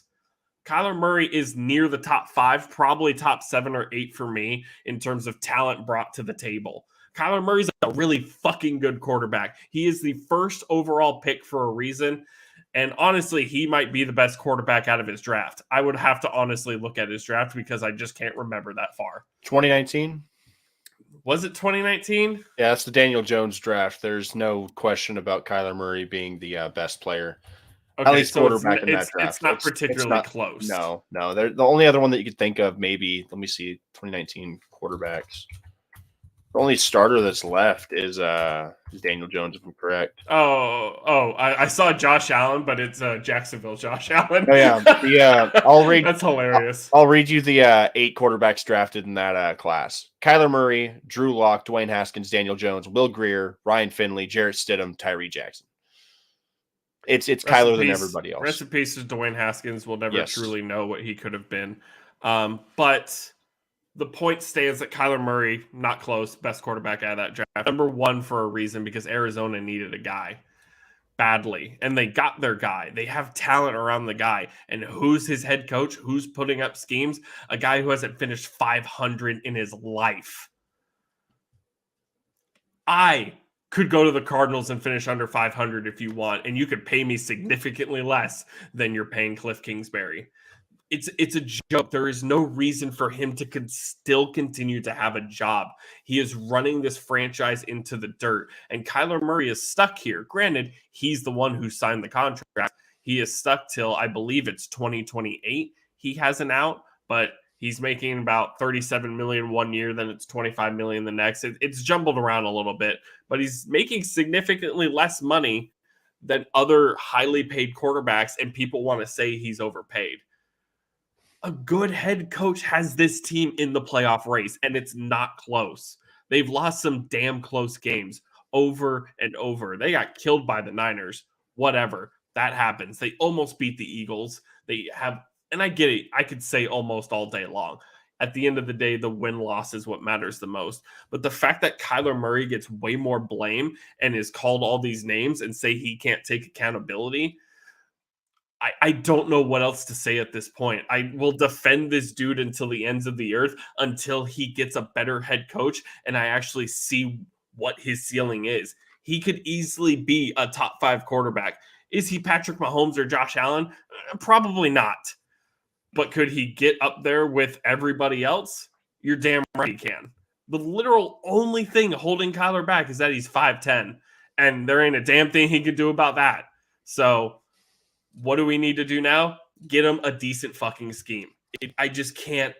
I can repeat it over and over again. It is absolutely ridiculous at this point. It is a joke. The thing about the Cardinals is it's one thing whenever you're trying to you're trying your best to have this team compete. And for me at this point, the biggest thing about Kyler Murray and Kliff Kingsbury is Kliff Kingsbury has not won a single thing at the NFL where Kyler Murray hasn't been the focal point of an offense.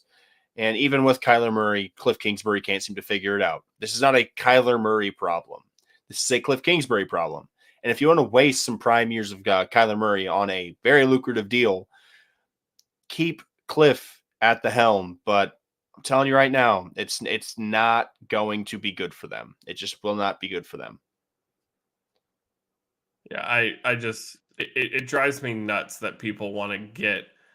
And the thing is, Kliff Kingsbury signed an extension through 2027.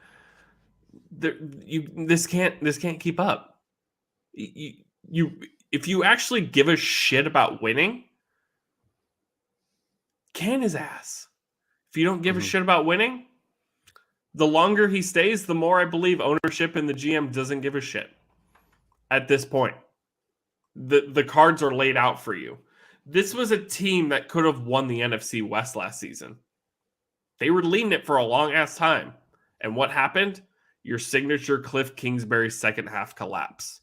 Yeah. Maybe they don't get slaughtered by LA in LA. They host a playoff game. Maybe they play a lower wildcard team and beat them and move on. It changes the whole dynamic of the playoffs, and we're looking at something different. But because we have this Kliff Kingsbury second half collapse for the umpteenth time, dating back to Texas Tech and Patrick Mahomes, we're sitting here wondering what is going to happen.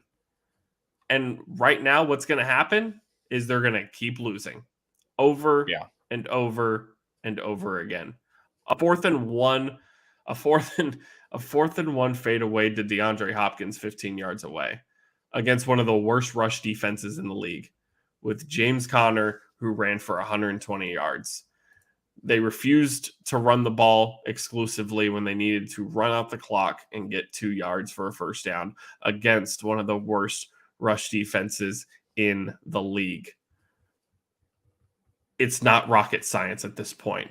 It's the dude is having a day that he hasn't had in a long time. James Conner was averaging almost 5 yards a carry.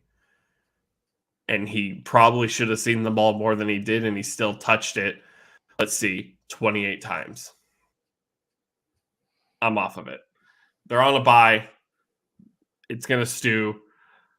I believe they played Denver coming out. So if they lose to Denver, oh boy, I'll be back here in 2 weeks and I will literally lose my freaking mind. Andy Dalton shouldn't be starting games either. The fact that Jameis Winston lost his job because he got hurt to this guy who, let's look at Andy Dalton's stats on the day. 8 for 29 and 204 scoreless yards. He was the leading rusher on the day. Saints defense is good. They held a pretty dynamic offense down to 13 points. Granted, some weird calls by Kyle Shanahan to go for it on a goal to go and just take your points. But the fact that Andy Dalton is still the starting quarterback of the Saints just goes to show how incompetent Dennis Allen truly is as a head coach and how this team will continue to run into the ground and hand the Eagles a top 10 pick because they wanted Chris Olave so bad. They're going to be in cap hell for the umpteenth time. Dennis Allen shouldn't have a job next year. I don't know who's going to be the head coach if Dennis Allen were to go. I know DeMeco Ryans is going to garner a lot of attention, but I don't think he's going to New Orleans if there was a vacancy there. So the Niners are a damn good football team, and they haven't given up any second half points since week 8. So there's one of your NFC favorites right there, the way they're playing right now. They lose Elijah Mitchell, which kind of sucks, but they still have Christian McCaffrey, so that doesn't suck. But yeah, I've trashed the Saints week after week. I'm not going to do it again. My point stands. They're a pathetic franchise at this point that is literally going to go nowhere.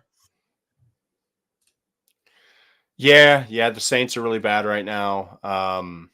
I don't need to reiterate what you said about them. Dennis Allen makes little to no sense. The Niners defense is all world at this point. And Jimmy, or should we call him Himmy Garoppolo? He threw a touchdown, so that doesn't add to the record where he doesn't throw a touchdown. But no Elijah Mitchell moving forward. McCaffrey's going to be on the mend. It's going to get really interesting for a bit here. Can Jimmy help them kind of withstand this run of injury? Because they're going to have to get creative to keep putting points on the board in this final stretch of the season. And Seattle isn't going away is the biggest thing. Yeah, Seattle being right on their asses forces them to win. I think they beat Seattle earlier, so they kind of hold that. So if they can get the season sweep, I think they'll be just fine. I don't know when they play next, per se. Let's see. They play the Seahawks. Oh, did they already season sweep them early in the season? One? Or am I just not? Oh, they play them 3 weeks. So they play the Dolphins, the Bucs, then the Seahawks. I just got a tough schedule, but I think they'll be just fine. I'm not too worried about them in the slightest. The Saints are just going to keep handing the Eagles a big pick, which is pissing me off because the Eagles are already too damn good to have a top 10 pick, but fuck it, I guess. Speaking of giving a top 10 pick, this is a top 3 pick that the Rams are giving the Lions. Well, you would have to be blind, stuck in last year, or thinking this game was played in 1999 to think the Rams had any shot of beating the Chiefs. Yeah, Bryce Perkins, Allen Robinson was out, Cooper Kupp's been out, Matthew Stafford's been out, most likely going to get shut down. Now Aaron Donald has a high ankle sprain. This season is done. Wrapped up. Try to keep your best guys from retiring, i.e. Aaron Donald. I don't think Matthew Stafford retires. He signed an extension, didn't he? Or is in an extension, at least. So he'll be playing for a while. As long as Cooper Kupp exists, I think he'll keep playing. Let's see. He is a Ram for at least, let's see, survey says 4 more years, potential out after the 2025 season, but at least 3 more years as a Ram. So one of the worst Super Bowl defending seasons in recent history, but the injuries piled up. Everybody's getting older. You reap what you sow. You move on. Yeah, Chiefs add Melvin Gordon to the practice squad today. Isaiah Pacheco is the leading rusher once again. CEH might have played his last down in the KC red and yellow. Kelsey, still the leading receiver. Juju, happy to have him back on the field. MVS, big play guy. The Rams didn't have a shot. This Chiefs team is arguably the best in football, and Mahomes even had a down day. 1 touchdown, 1 pick, 320 yards. Not a whole lot to say about it. Packers, Eagles. That's a game. What do you think, Austin? Packers running defense is so bad. It is so freaking bad. This game really, at this point, said more to me about the Eagles than it did the Packers. We knew the Packers were not good. We knew they were struggling. Aaron Rodgers even had to leave the game with a bad rib injury. You could tell he was not feeling it at all. Jordan Love came in, threw a good crosser to Christian Watson, and Christian Watson go vroom. He went all the way to the end zone. But Miles Sanders, Jalen Hurts, Kenny Gainwell, Boston Scott just continued to run all over this team. This is kind of what spooks me about the Eagles right now, is that their running defense is still not outstanding.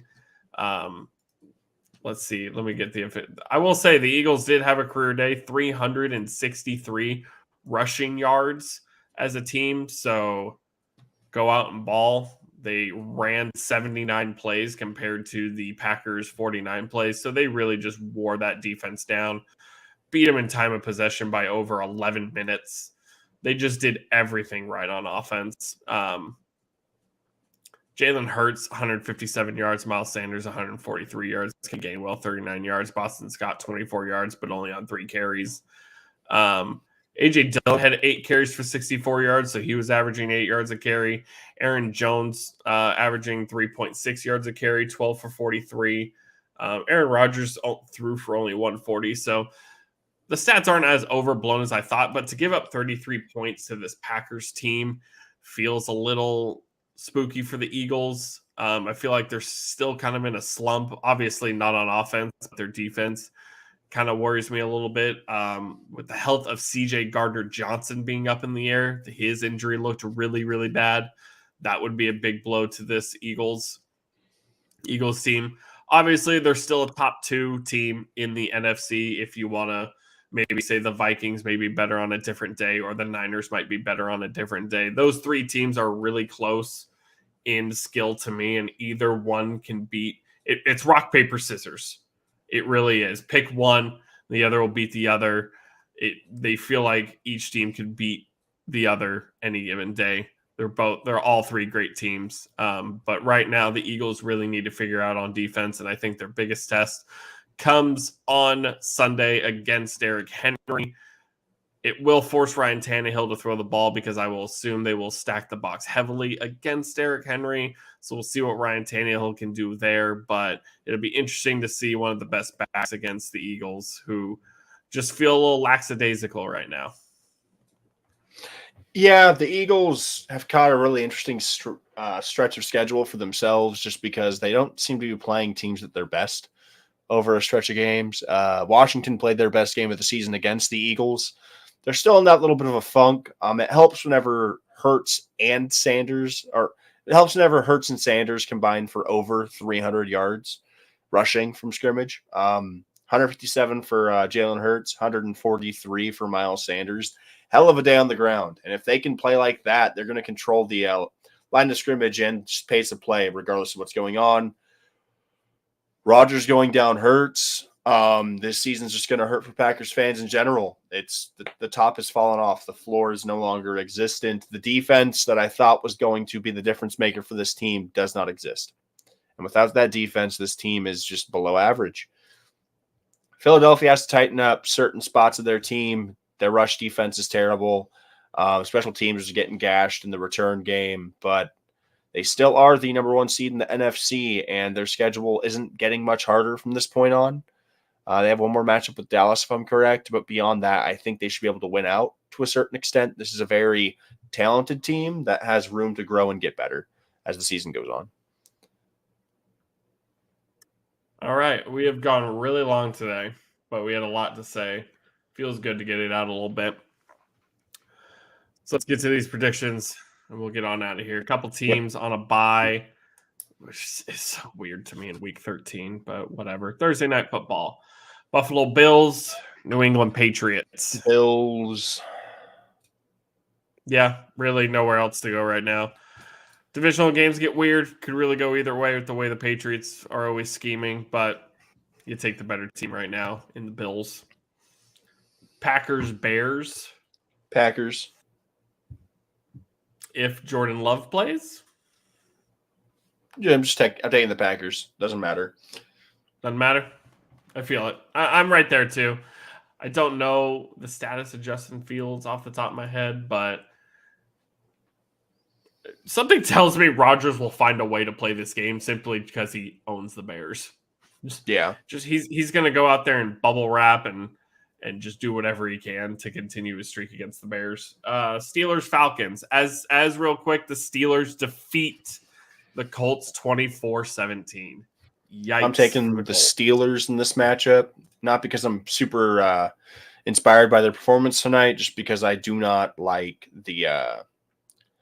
I don't like the Falcons whatsoever. Give me the Steelers. Yeah, I hate Marcus Mariota. So, Steelers. Jets and Vikings. Vikings. I'm only going to take the upset simply because I think the Jets are, obviously they're both great football teams.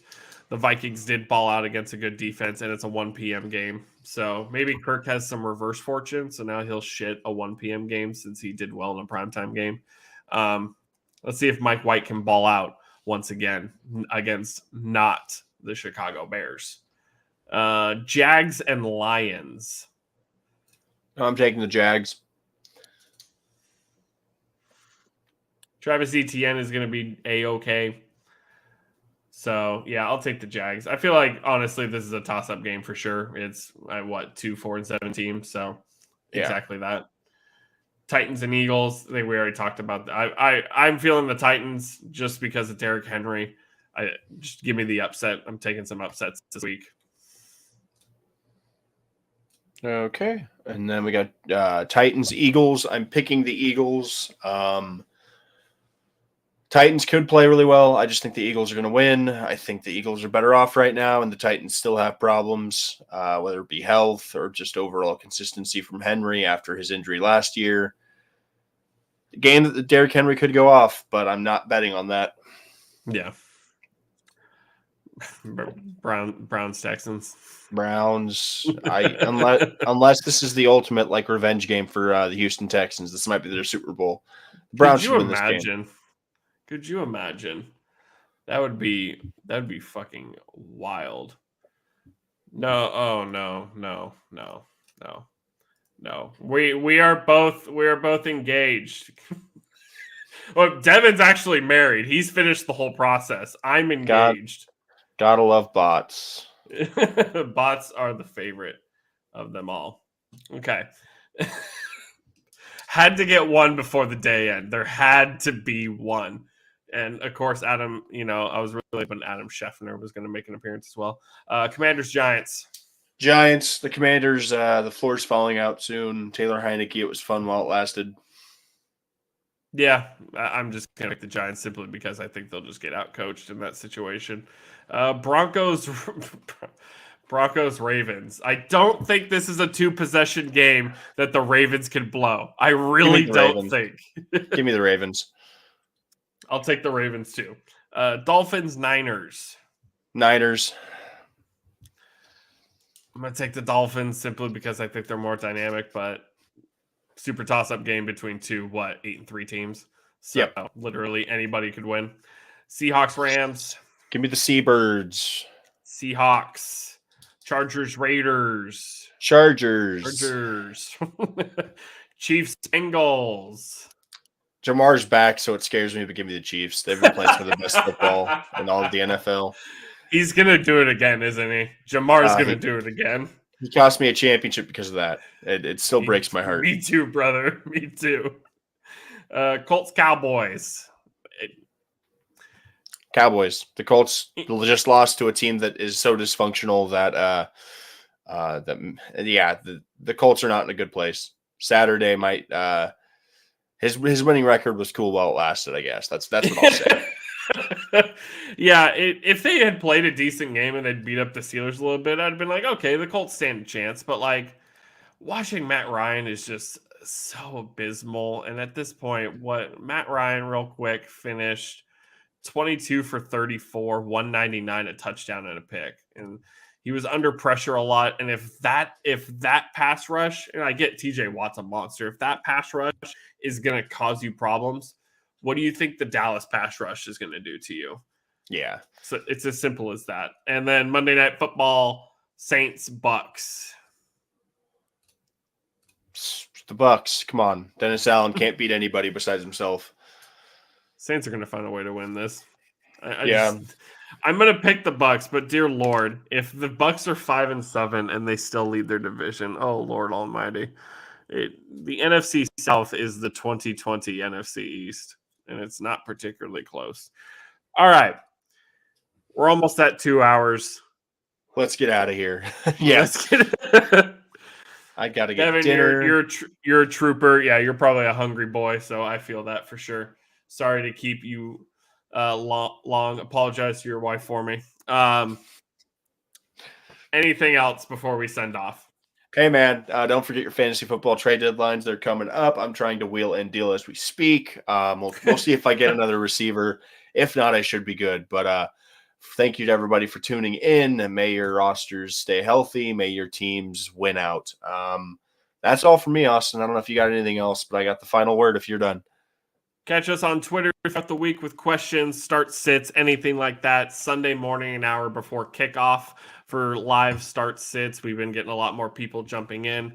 Like the video, comment down, chat with us, subscribe to the channel, catch us all the time. We have plenty of off-season content for dynasty football and fantasy football, NFL content all year round, baby.